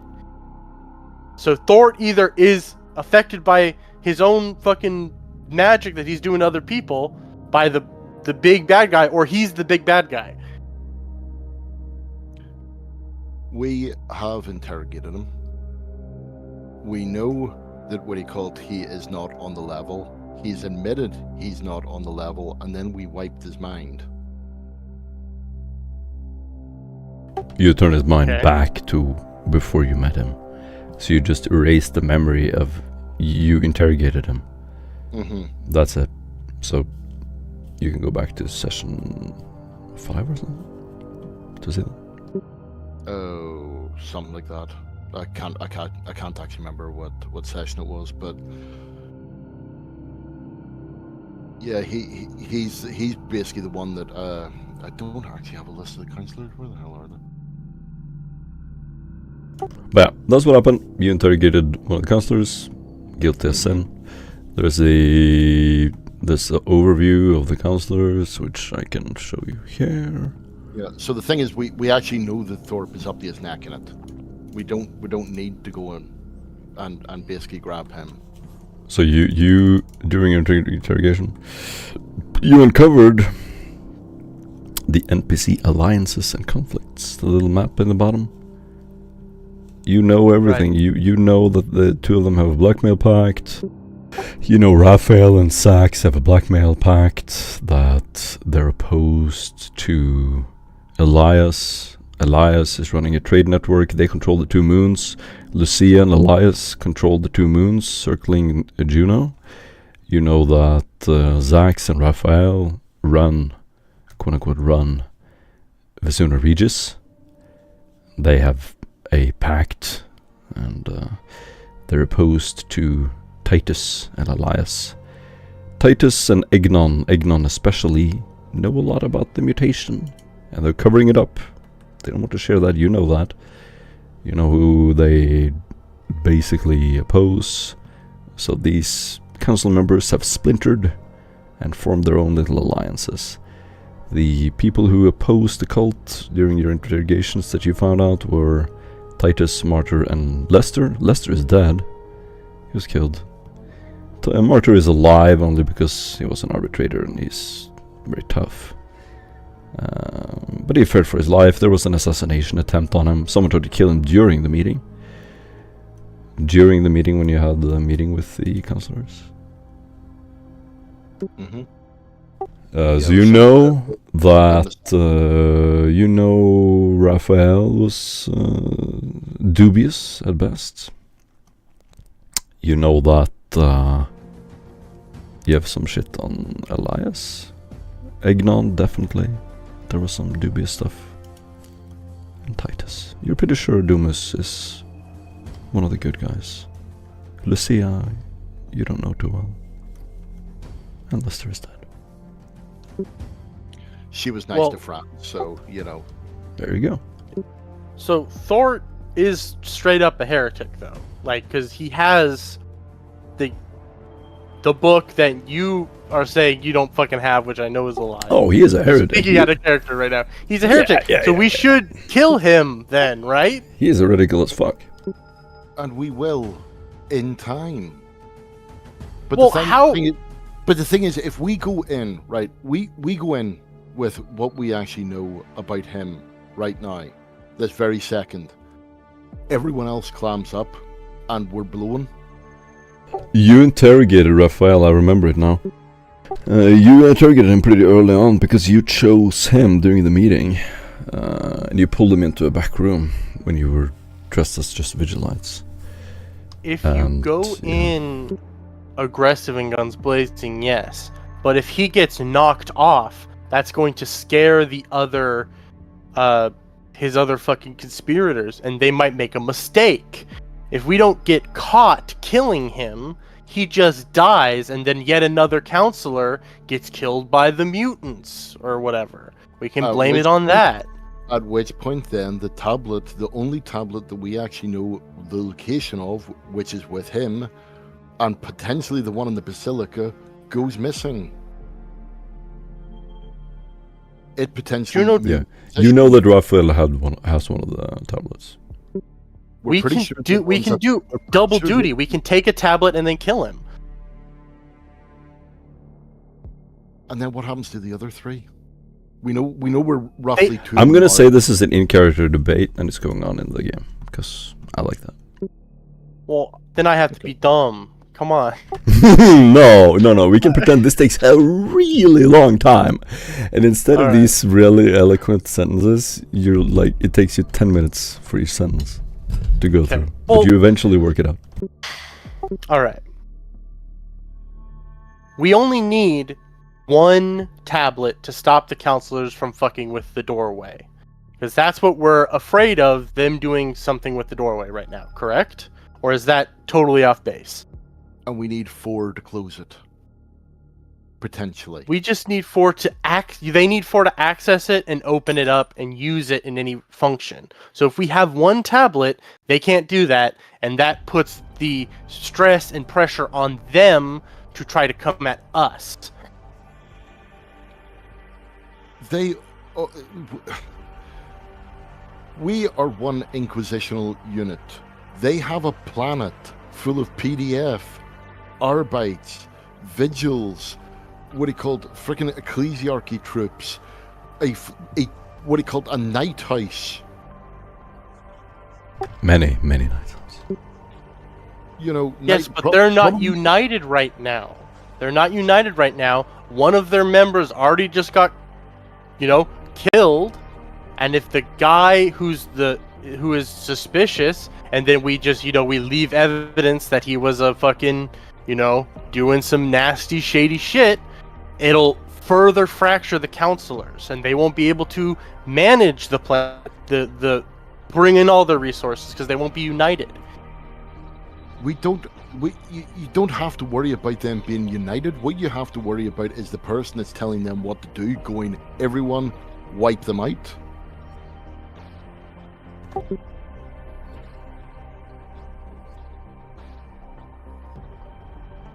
You know what I mean? I'm not too really that massively worried about the councillors. It's the people behind the scenes that are basically manipulating and blackmailing these incredibly powerful people.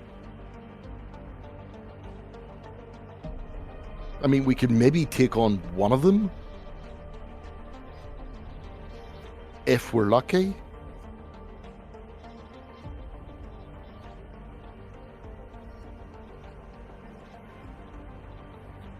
Okay, but then how are we supposed to figure out who's blackmailing them then? And what does going back to the Basilica give any bonus to figuring that out? I said it was an option. Okay, I'm just wondering. What are we going to learn at the Basilica? Because it seems like the Basilica is not really connected to any of this. Well, we're fairly sure that there is one of the tablets in the main chamber of the Basilica. You know that it's not. He said that Thor had taken it. Okay, well, Thor's taken it. Right, okay. That's how he got his tablet. Yeah. Okay, well, then we know where one of them is.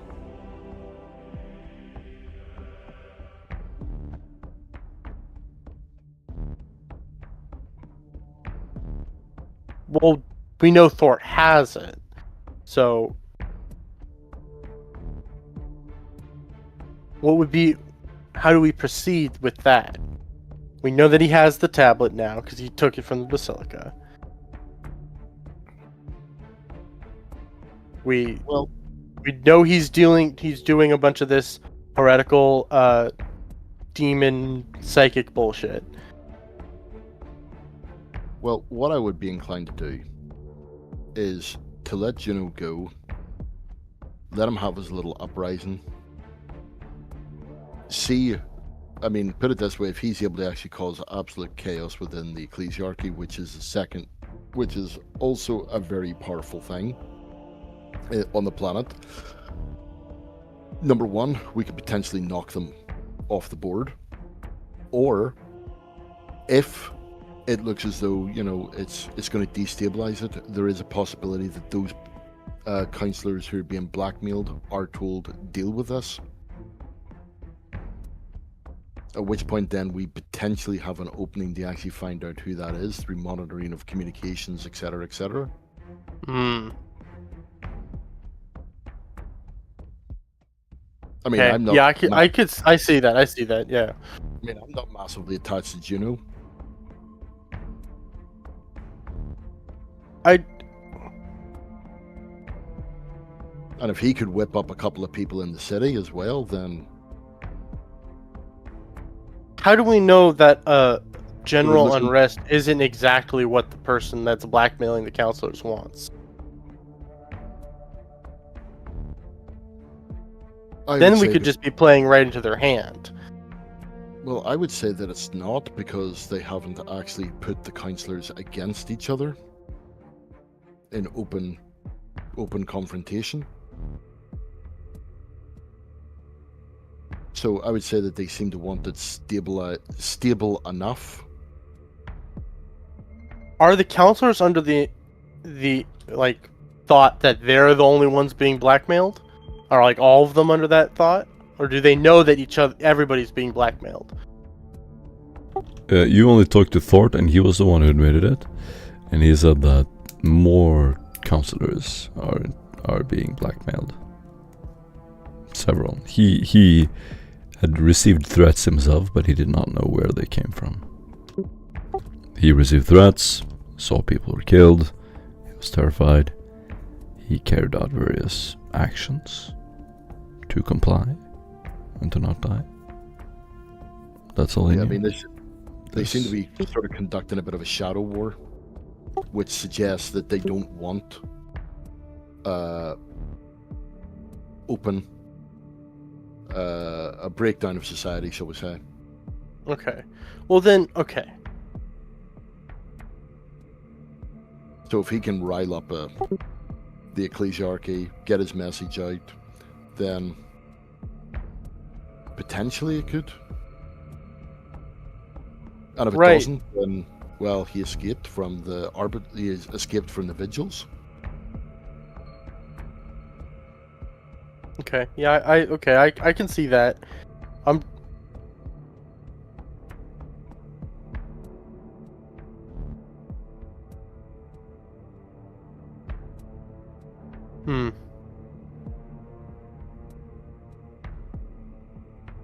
Okay. All right. Yeah. Okay.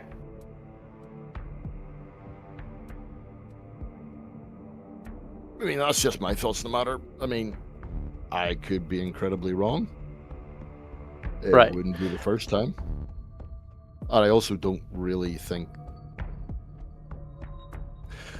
I don't really think the book is really that massively important. Just by the fact that it was actually sent in with an agent. Not the overall scheme of things. Well, it was sent in with the agent, but it was made to look like normal scripture, so it was hidden. It's an instruction manual on how to make the motherfucking, like, sleeper agents, right? Mm-hmm. Okay. And the guy that had it was the weird Eldar assassin, but he was still a human. But he was like a mutant human, right?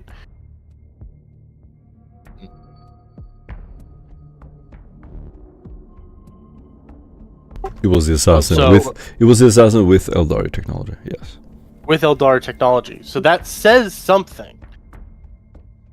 So we can kind of assume the Eldar might be blackmailing the counselors, yes? Well, that's currently my thinking.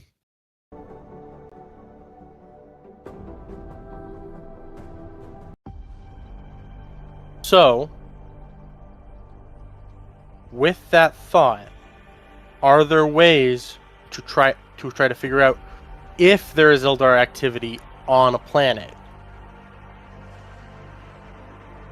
Because specifically, doesn't their technology give off signs that it's being used? Because it's different than Imperial tech.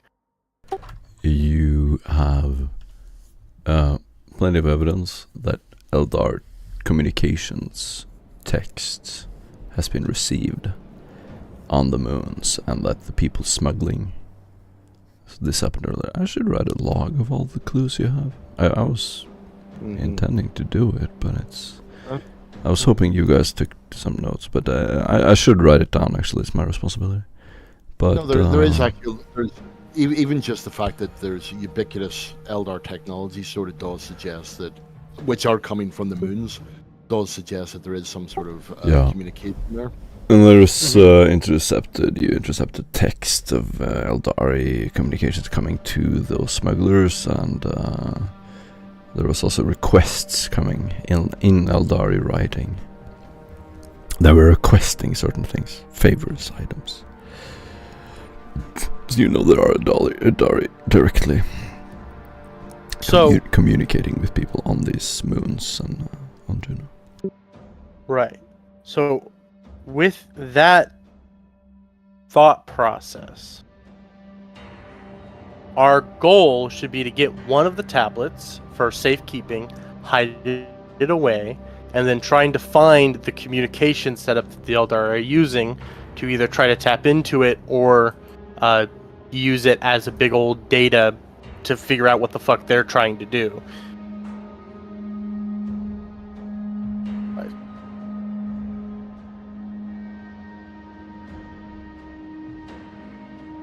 Because if the Eldari are actively acting on this planet, if they are not the people blackmailing the counselors, they might know who is blackmailing them simply because they are trying to participate in another shadow war. And we can just straight up kill the elves, because they're, fucking Xeno scum. We don't have to worry about politics with that.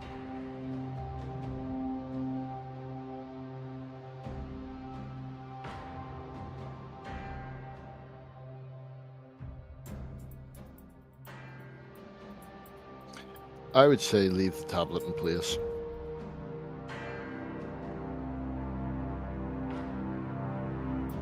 So I would say leave the tablet in place and go to one of the moons.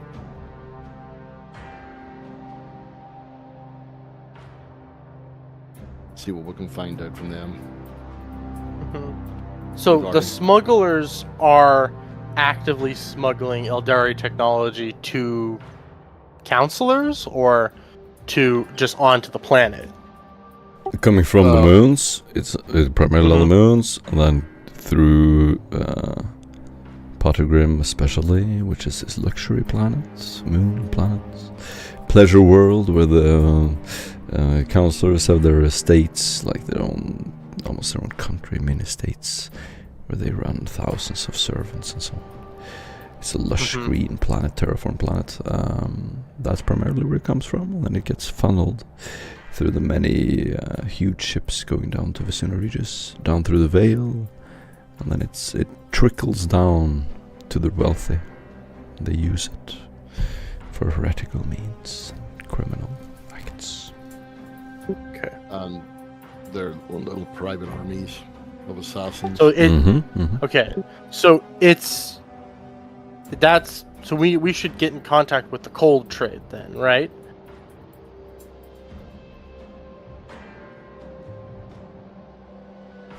You have convinced a gang leader of the flesh cutters to work for you, and you know that he smuggled goods, so he works for you in the city you're in right now. Okay. Brother Ananias. He is a flesh cutter gang leader. Well, my thoughts on the matter would be that we go to the moon with the goal of finding out what he called information on the actual trade of Eldari technology. Okay? Mm-hmm. That is essentially what he called that's heresy for a start, dealing in that. So even if we don't actually find out anything regarding Eldar alone, if we have that in our back pockets, we can potentially blackmail them. Yep. Use it as a way to get around and find out more information. Yep. And then basically sort of say, we've got this on you. However, we hear that you're being blackmailed. How about you tell us all about that, and we overlook the fact that you're trading in Eldari technology and siphoning off the tithe? Right. And this would be to which counselor, though, would we be trying to mainly blackmail? Counter blackmail. That would be... Would it be Counselor Lucia Welt. right, okay. The Duchess? Yep. Okay. She's the Duchess of Pottergrim. Pottergrim is the terraformed pleasure world that the counselors use for their estates. Right. Okay, so she's the leader of where everybody wants to be, where Yes. the nice place everybody lives. Okay. Yes. Yeah. Okay. And then She's and then Elias is the Council of Chaldeen, which is the other barren moon with industry and mining. Okay. So one's industry and mining, and the other one's probably a massive Slanashi cult. So Right. Take Yeah. your pick. Right. True. You know what?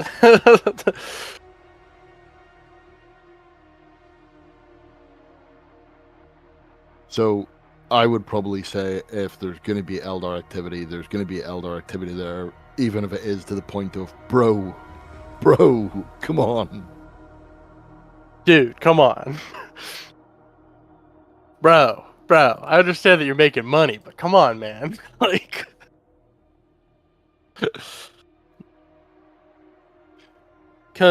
Okay, but...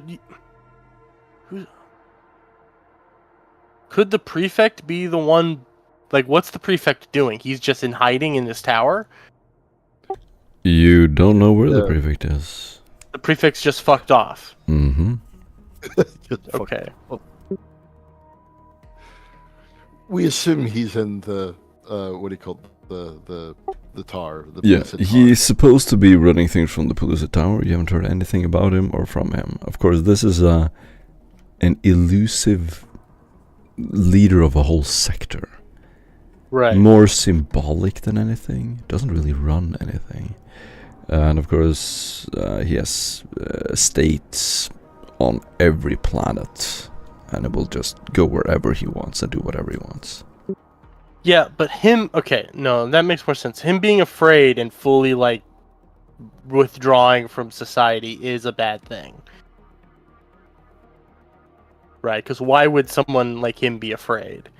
It's either he's done something wrong, and he's being blackmailed for it, or... I don't know. Something is wrong. Something's wrong. Okay. Yeah, like massive warp storms and shit like that. No, don't worry about that, but some reclusive old man, something's fishy. Well, the warp storms are already happening, right? Warp storms happen all the time. That's just what the warp does. It becomes turbulent and whatnot.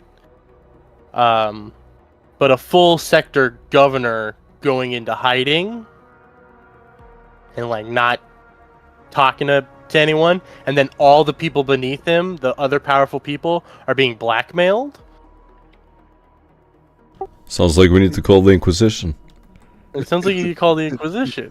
We need the Inquisition here immediately. Yeah, what's their number? Yeah, someone call us. This also kind of goes to why I would think going after the what's this? And you were called there by you were called there indirectly by the prefect, by the way. So okay. That's why I think going after Thort, because we have all this evidence that he is straight up a heretic, and he is doing a bunch of illegal shit, like more than is allowed, right? There's allowed illegal shit, but you know, you he's way don't past the really line. need to be concerned with what's allowed as inquisitorial agents. Well, I know just letting that. You, just there's reminding you of that. Well, I know that. I know. You're here to solve shit. I'm saying we can grab him and put the screws on him and figure out why he's being blackmailed and what he was told to do. Because once we have that information, we can start constructing what the blackmailer's intentions are, and then that should better lead us to be able to figure out who the fuck they are, right? So once we know what they're trying to do, we can better infer who they are based on what they're trying to do. We'll have evidence. We can kind of guesstimate.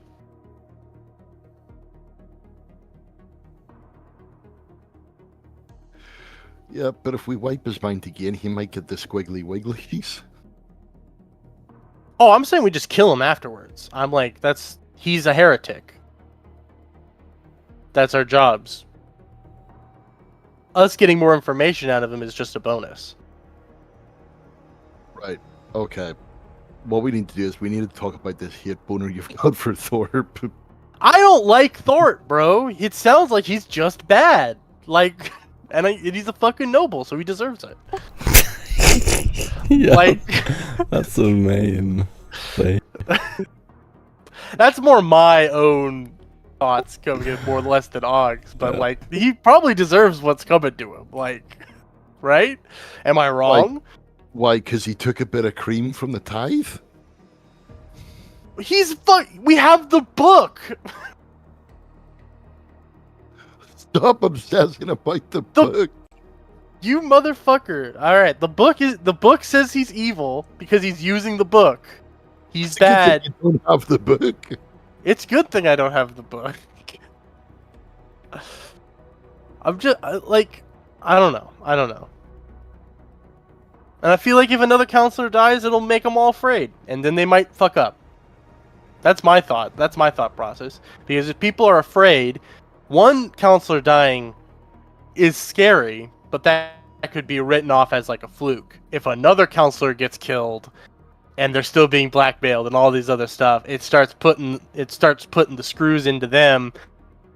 Oh my god, am I going to be next? Oh my god, they might be more cooperative if someone lends them a helping hand. Right? How did the first one die? He was ripped apart by some, I don't know, some creature. How did the second one die? It looks strangely like... He got smashed. He got turned into jam. It looks strangely like blunt force trauma. Maybe they're evolving backwards.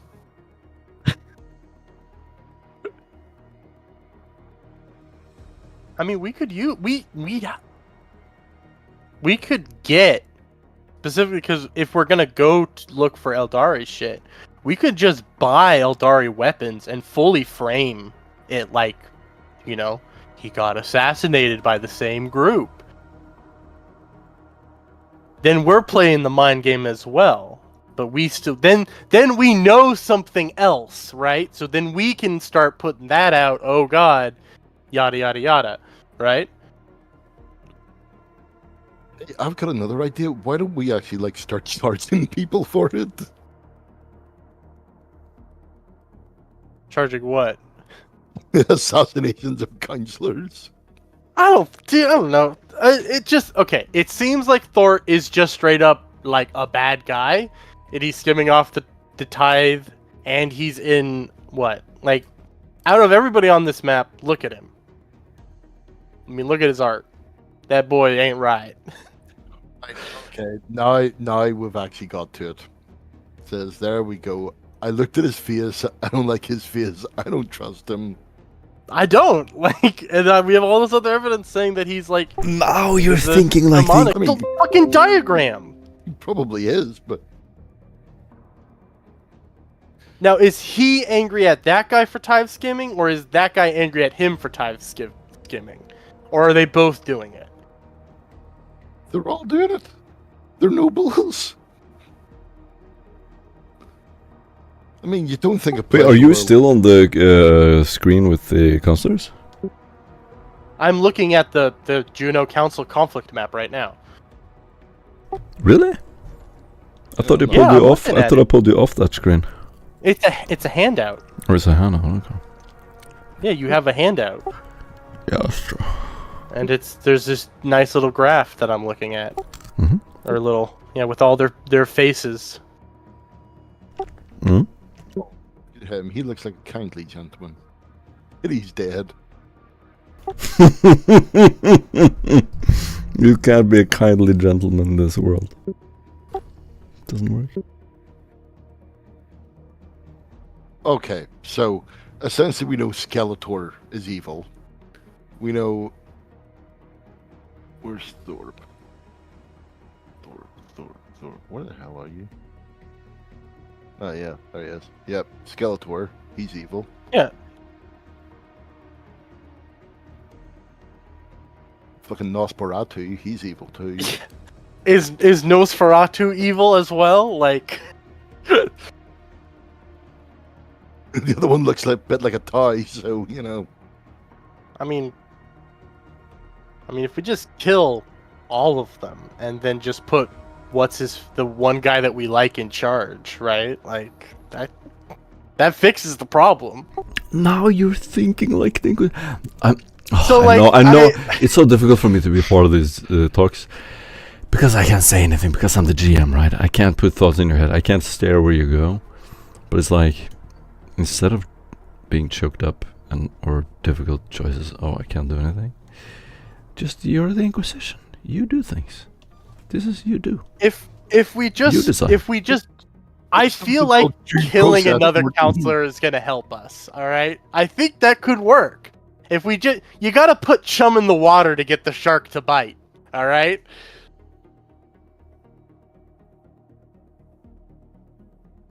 Don't trust my input. I'm equally happy if you die or live. Don't trust what I say. Listen, okay? I just say I want action. All I'm saying is, I just due want... process. You know, we have to follow due process. Okay. No, we don't though. We don't Since have to follow when? due process. We're the This is Inquisition. new. With that, like, we would. The only way we would have to follow due process is because our disguises are Vigilites. We can do whatever the fuck we want because we are the Inquisition. We still have to do it within reason, and we have to have, you know, because we're not directly Inquisitors. We can't, like, you know, murder a bunch of counselors with no evidence and then tell the Inquisitor, oh, we had a hunch, and if we were wrong, we're gonna get killed. But again, that goes back to the point. We know that this guy is bad. Yeah, You can do that. That's the point of this campaign. And but the big problem that I'm actually sort of having here is that we kill Thor, we speak to the Inquisitor, and they go and say, so why did you kill him? The Ogryn told me to. Yeah. Well, we don't. All right. Thor is bad. I know. He has information that could help us figure out who's blackmailing him and all the other counselors who are not bad yet. It's so funny to me that you had him in the palm of your hand at the beginning of this campaign. Yeah, you guys let him go. Like, what the fuck? They let him go. I'm just trying to figure out what we should do, right? And I feel like killing the person that's cohorting with Xenos and is also doing evil demonic shit that a book that he gave one of his agents to assassinate a motherfucker with. I feel like killing that guy isn't gonna, like, hurt the global health. Like, it's gonna improve the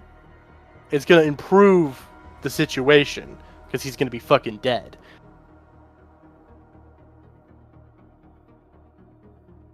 I feel I'm being worn down by that. We need to kill him. Let's just kill him. Kill him. What? Kill him. Okay, you have made no valid point why we shouldn't kill him. So I feel like I'm just right. I don't know. If we have no other plans, we know, okay, because we know he's being blackmailed like all the other counselors. Sorry, We have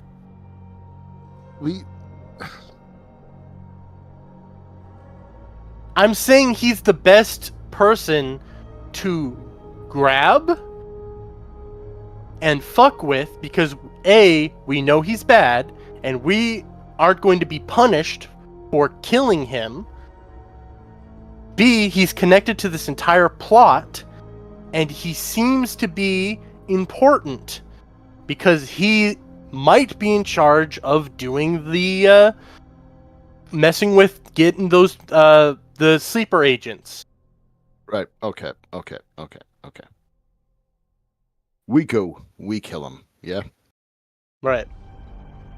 You finally got your kill under your belt. You're sleeping soundly at night. Okay. However, there are still 3 other tablets that we need to acquire. Yeah. Right. Those people have now just purchased every last person that can hold a fucking gun.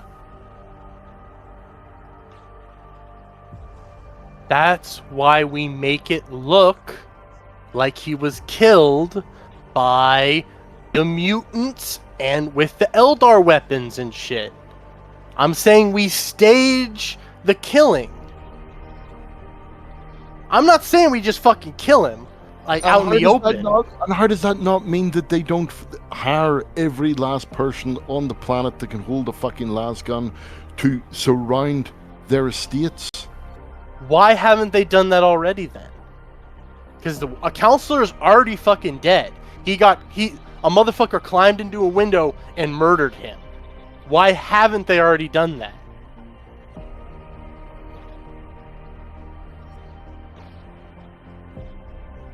I still say we go to Patagon.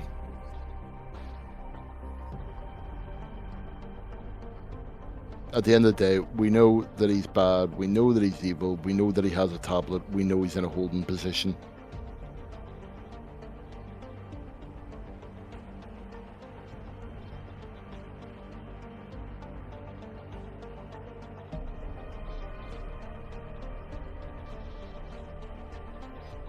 I don't know. That's where my head goes to, because right now, all the counselors are just waiting for something else to happen. They're waiting for either more orders from the person that's blackmailing them, or they're waiting for their own schemes and agendas to go off to either protect themselves or put themselves into a better position.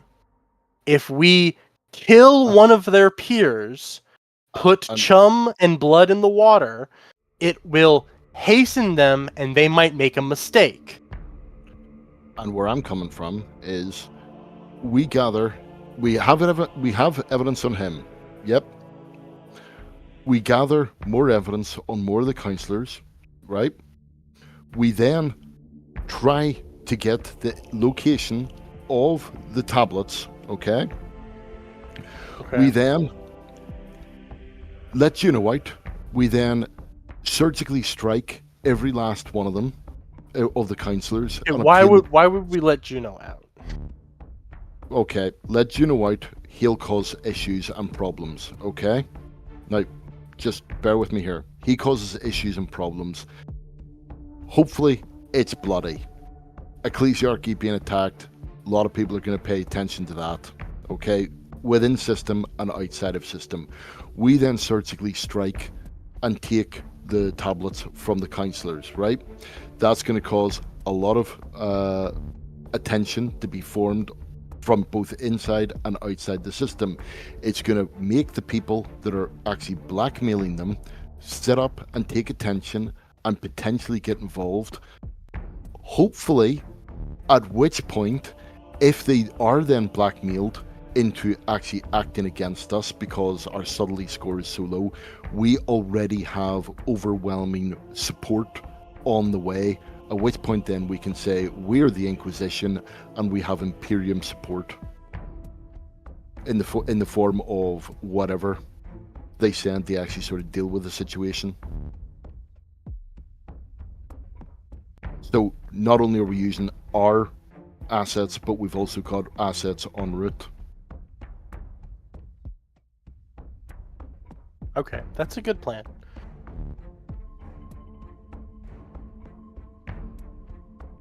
Now, I sort of have this question for you, Morton. All right, we're sort of out of the role playing. We can do a little role playing scene to end it up, but to wrap it up later. But yeah, okay. Yeah, Morgan just started slapping Og and just said, "No, listen, Look, I'm fine with that plan. That's a good plan. I agree to it. That's okay. Cool. This is gonna inform my actions going forward. This question, out of character question. Does Og have the authority to set up a? Can I get my own guys to fucking start shadowing Thorpe? Yeah, so here's how you use that. So I wanted to mention this as well. If you want to do that, how you use influence? I wanted to tell you this as well. This is you can if you want a planning, clever character that you can discuss things like this with, you can create a sidekick for Og. And you can roll up what is called in the book a reinforcement character. You can make a reinforcement character the strategic, whatever you want. You can make him an arbitrator. You can make him an imperial guard. Then you can have him participate in these complex talks, and then play Og when the other way. So you can shift between them, or if you want to do Og, that's also perfectly fine. So that's totally up to you, completely up to you. And yes, you can use your influence or the Inquisitor influence. I usually have a sentence I say before we start playing that you can use the influence of the Inquisitor, but it comes at a cost, of course. Or you can use your own to basically request a reinforcement character, and then you tell them to do whatever you want them to do. If you want them to trail someone, they can go and do that, and so on.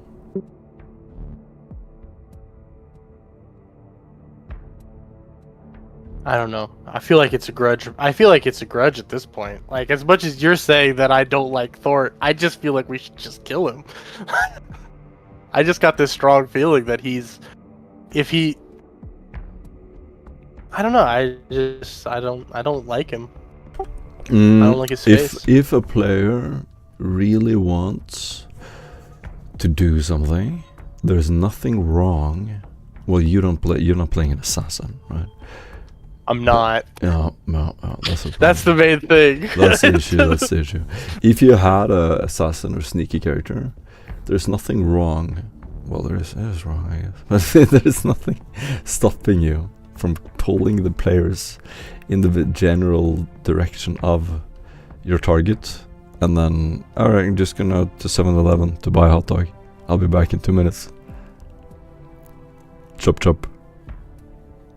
Job done. Alright. There's nothing stopping you from doing things alone.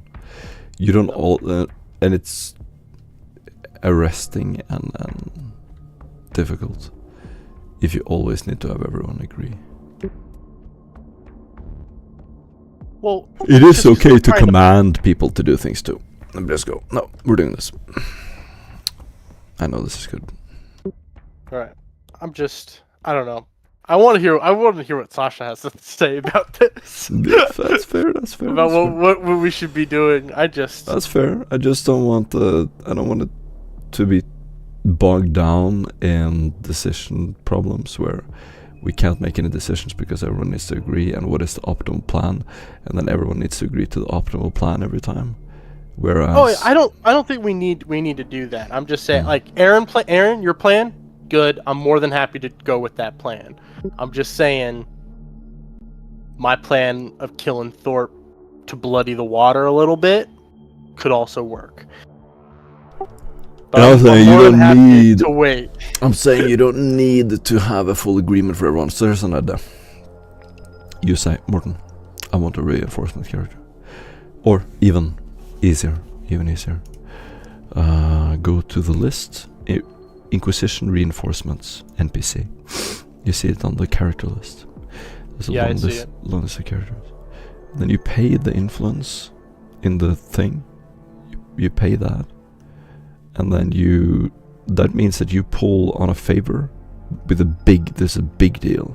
This is like you saved someone's life and they owe you their life, and in return they will do this thing for you. Then you pick a character that is morally dubious or capable of things, and then you can say, I want this character to kill. That's one thing you can do. Or you can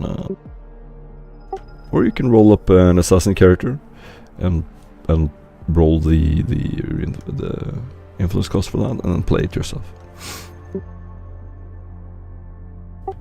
Or you can go and do it yourself as your own character. You can stage a meeting. Mm-hmm. You can call out for someone to deceive them, to pull them somewhere, to bait them, to be somewhere. Then you can place a trap, you can place a bomb. So many things you can do. I'm just saying, don't be stopped by failure to imagine.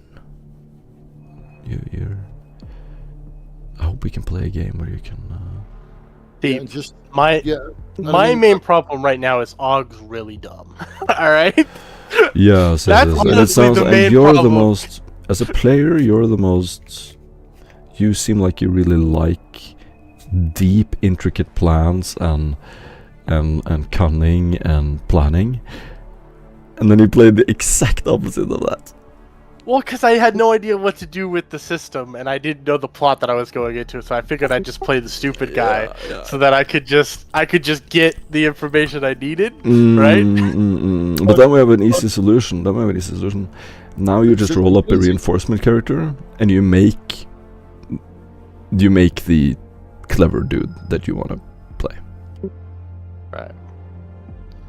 Plus, also, just because Og is stupid doesn't mean that he doesn't actually listen to what's going on, and essentially he could be pig-headed. He's made his mind Look, up, and ravens, okay? Ravens can like plot. Have you seen the video of a raven plotting and putting two cats against each other? Or like I a have. bird? I've seen that. Yeah. No. That bird can do that, right? Mhm. Ugg can probably plan an assassination. That's what I'm saying.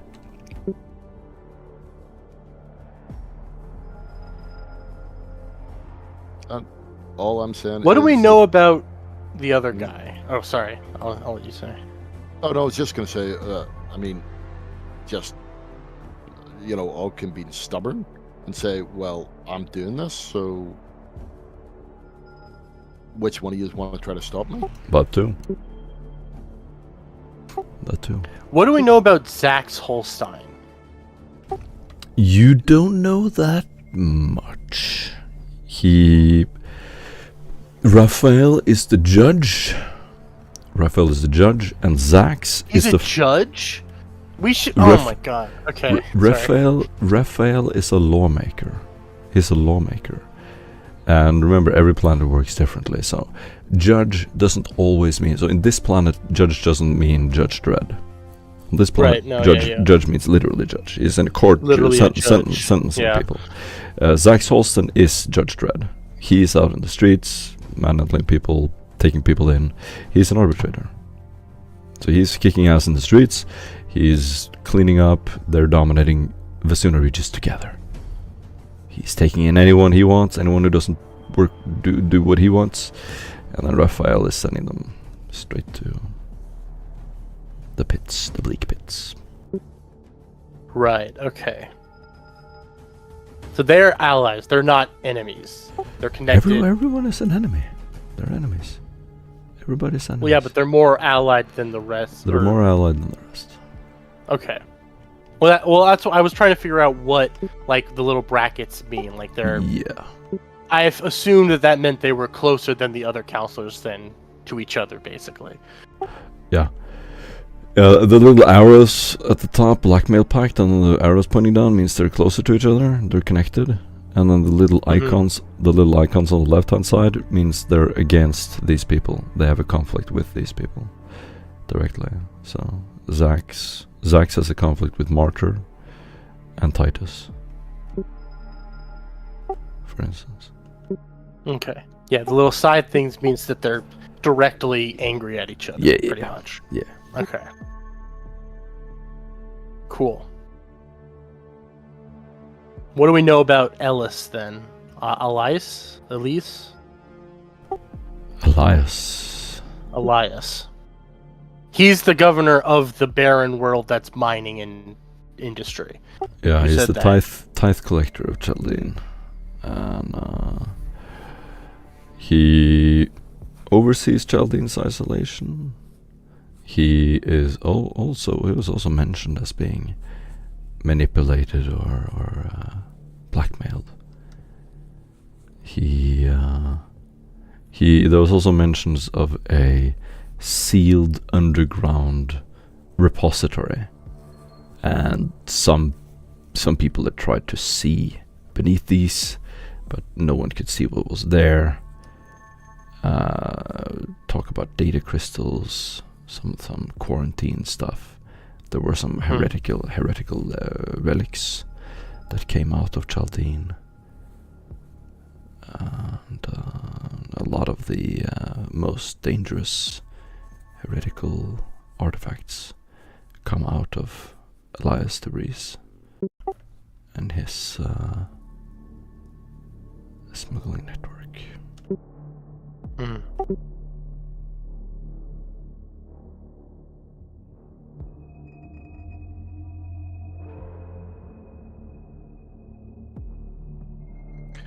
See, you said heretical. Now Og wants to kill him. Well, there you go. Like, you're in the Imperium. I'm an Inquisitor, Everyone man. is guilty until proven innocent. No, I'm not Inquisitor, but I'm a member of an Inquisitorial warband. Like, This is what it's like to be an acolyte. Everyone is guilty until proven innocent. Innocence proves nothing. Innocence proves nothing. This proves nothing. It proves nothing. And you're around very guilty people. Everyone is guilty. You're trying to do shit. You're not trying to find out who's the good boy and who's the bad boy. Everybody is bad. You're trying to do shit while everyone is bad. Me saying we should kill Thorpe, I'm 100% spurred on by you could kill any NPC at any time and ignore any part of this. I fully say You that's take that why literally, I'm pushing so hard to kill him. I love it. Yes, take that literally. Do I'm stuff. gonna take that literally. Do anything you want. That's I feel the need to be up, and he absolutely will not stop until you are dead. I do.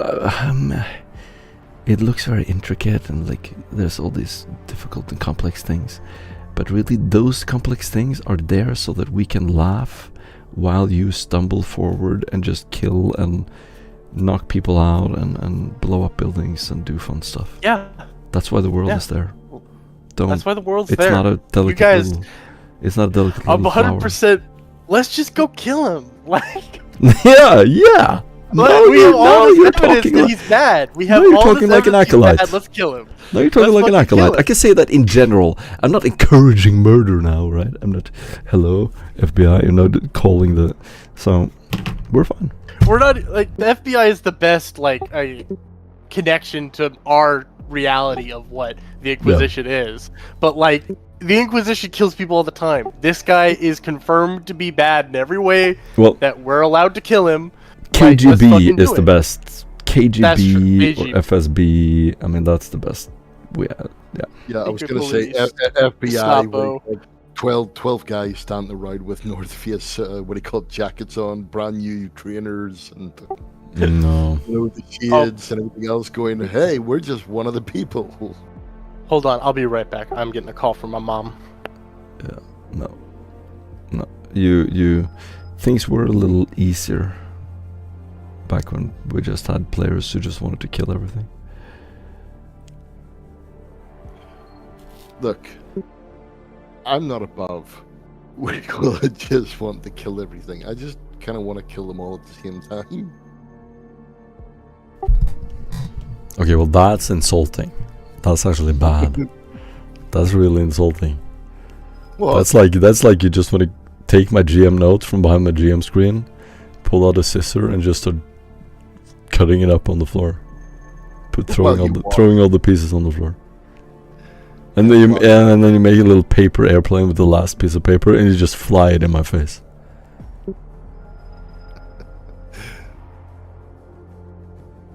That's basically what you're doing right now. You want to kill them all at the same time? Okay. Should I just delete my whole document? no, as in what he called go out, find out what they know, and then what he called smack them all down at the same time. I'm kidding. Actually, that's fine. This is fine. I mean, if you want me to rip it up and throw it in your face, you know, I'm not above that. I'm a petty man. Honestly, this world is here for you to have fun. Not. Is it right for me to have fun? Is it wrong to have fun? What is fun? We're not doing that. We're not Jordan Peterson. We're Rambo. You're men of action. You see, this is what happens whenever it all gets back to full health. Yeah, so it's just gonna take a month of healing. He goes from I'm tired, I want to go home to let's go. Yeah. You're gonna need 10 rows of autocannons to take him down. I mean, you can have hundreds of guards, but you just send them into a corridor, and then what are you gonna do? Wait till he runs out of ammo. Spend wave after He has a wave of ammo. hammer. He has a hammer, dude. It's like wave. Donkey Kong when he gets the hammer. I'll send wave after wave of my own men until he reaches a preset kill count and shuts off. That. So, in conclusion, I like it. I like all the plans. Just do one of the plans. Do something. Well, I'm probably gonna let Juno go.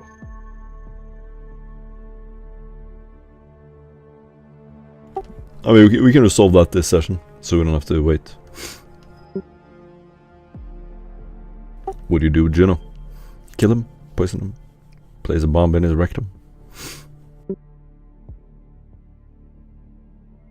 He's not. Oh shit! I've forgotten his name. Not the Deep. The guy from The Boys.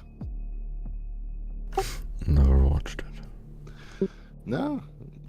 First season was actually pretty good. Now it started going a bit downhill. Oh, well, that's the same with every American show. First season is good, and then filler, and then 10% chance of a good final. But yeah, I think I'm gonna let him go and start shit in the cathedral. Cool. In the last moment. Well, let Cooper. Yeah, Cooper come back. Yeah.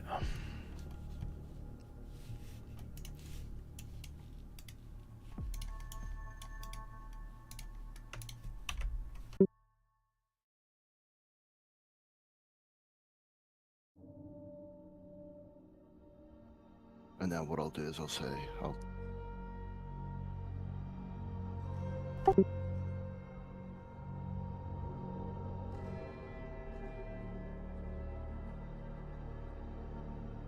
Ooh, in fact, hold on.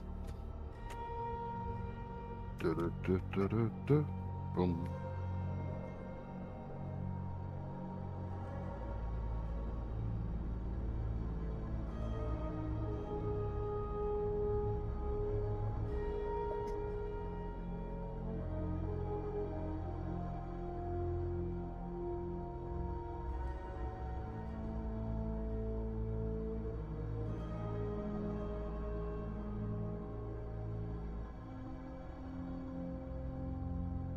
That's the Alien soundtrack in the background. What? I'm saying, is that the Alien soundtrack in the background? Yes it is. Alien Isolation. Oh, right. I just heard the do-do-do, and then it goes doodle-doo, doodle-doo. Yeah. Is that The actual typical film? Yeah, the film. Doodle-doo-doo-doo. I didn't recognize that. I usually recognize those. But no, I used one song from Alien Isolation. It's really good. This is a new soundtrack for this mission that I'm playing now. I do hundreds of hours of work for these games. It doesn't look like it, but I do it. This soundtrack is new. This game is from Inquisitor Martyr, this soundtrack that we're listening to now, with this music. It had a few good songs. This is one of them. Upper Hive is what it's called. Inquisitor Martyr.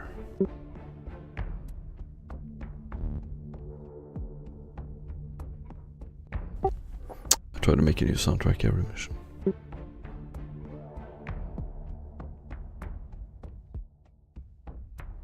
Why not just reuse them? I reuse some for cities, specific locations.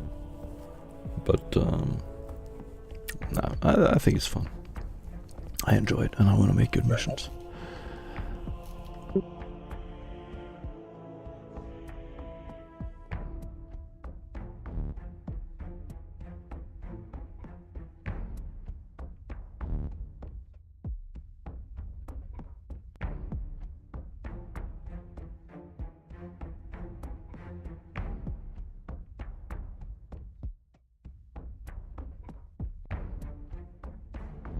Where is it? Oh, what are you looking for? Nothing. A meme. No, I'm looking for my character goals because I think this might actually. Interesting. Alright, I'm back. Yo. Alright, so last scene. You wanna let him go? Aaron, Yes. do you want to let him go? Yes. Morgan will call him back into the. Yeah, you're in the interrogation room. Jonas just sitting there resigned, rolling his die, leaning forward. Wait, why are we letting him go? After dragging him out of that fucking place, we're just gonna let him go? Please excuse He looks up, his deep brown eyes lit up by the lumen in front of him. Because they listen to me. Some of them. Not out of loyalty, but out of fear. They know I saw it. Everyone knows that I knew the truth. They will believe me. If you want to be loyal to Harris, then I'm willing to forget this conversation. I won't drag you into it. But if you want access, or if you want me to resolve something, then you'll want me on the inside.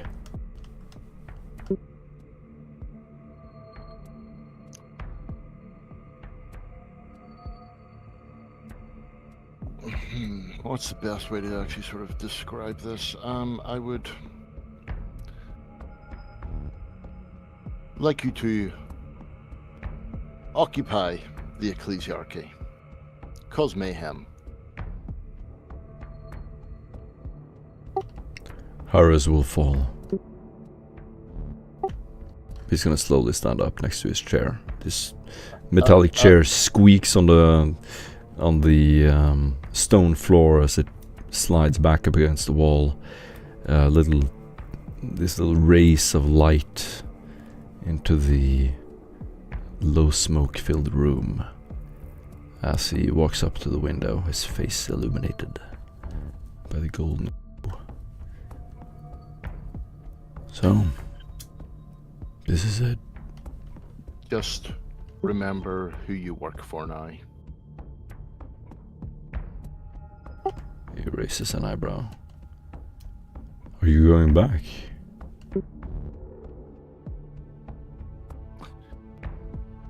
In time, potentially, yes.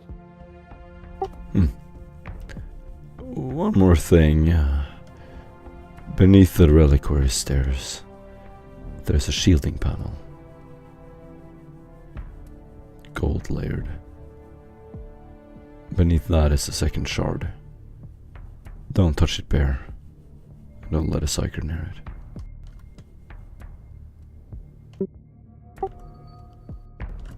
Why don't they let psychers near it? You let a psyker go near it. And you shouldn't be there. I've seen things happen with... Well, I think that's how the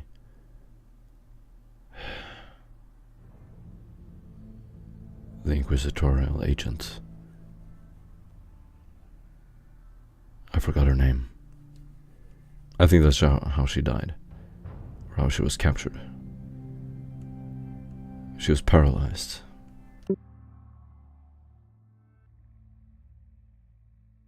Right. Okay. Noted. However, there are stipulations. Go back, gather your forces, and wait for our signal. He nods. Huh? After which, then, the truth will out. What about the redactor? Yeah, what about the redactor? They set that place up to keep everybody safe. They did set the place up to keep everybody safe. However, it is failing. Other things need to be done to keep the place safe now.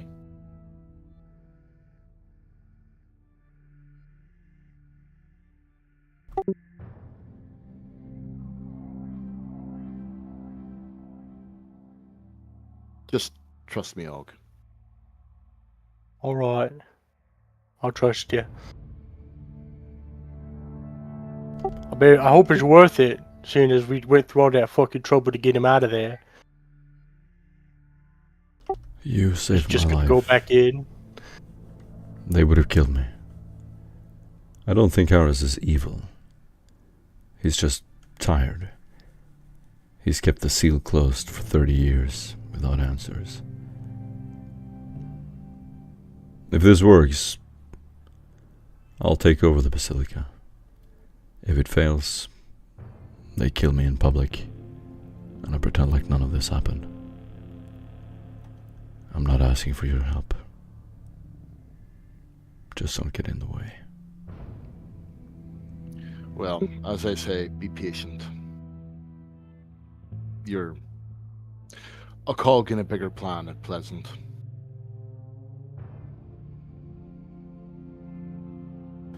He nods, walks up to the door. So, you're just gonna let me leave? Well, we could, I suppose, call you a taxi if you wish. He smiles. Alright. You got your path. I've got mine. Before you go, I'm just going to flick him over a microbead. Receive calls only. Understood. I appreciate your confidence. Don't mourn me if it fails. Just use what I've told you. I know that you want to make things right.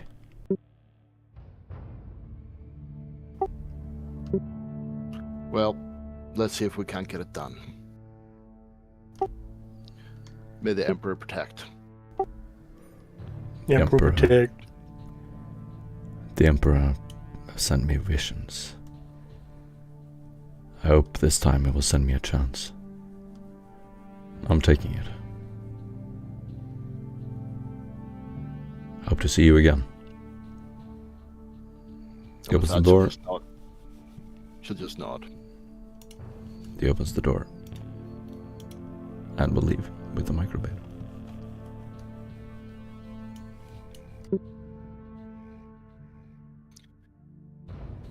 And that's where we can round off. Hold on. She'll take a large sigh out. Then go to her microbead and say, he's left to head back to the Basilica. And then basically just cut the microbead off. Awesome. That's where we can, unless you want anything important done before we round it off, we can put a bookmark in it there. 300 XP. Okay. Unless Og wants to do something. No, I'm good. I'm good with that. And then we will continue next week. Just to actually sort of say that, Og will actually see a blinking message on his status slate, and it'll have all the information that he told me. Og looks down at it, not knowing how to read, and just smiles. That'll be sent out to all the acolytes. Yeah. You'll hear Hector meet Juno and lead him out of the building. Next session we'll begin in the Inquisitorial base. Feel free to roll influence reinforcement characters. You can get reinforcement characters. You can get backup characters. You can do requisition rolls. Anything you want. Damn. Alrighty. Yeah. We're gonna end it there.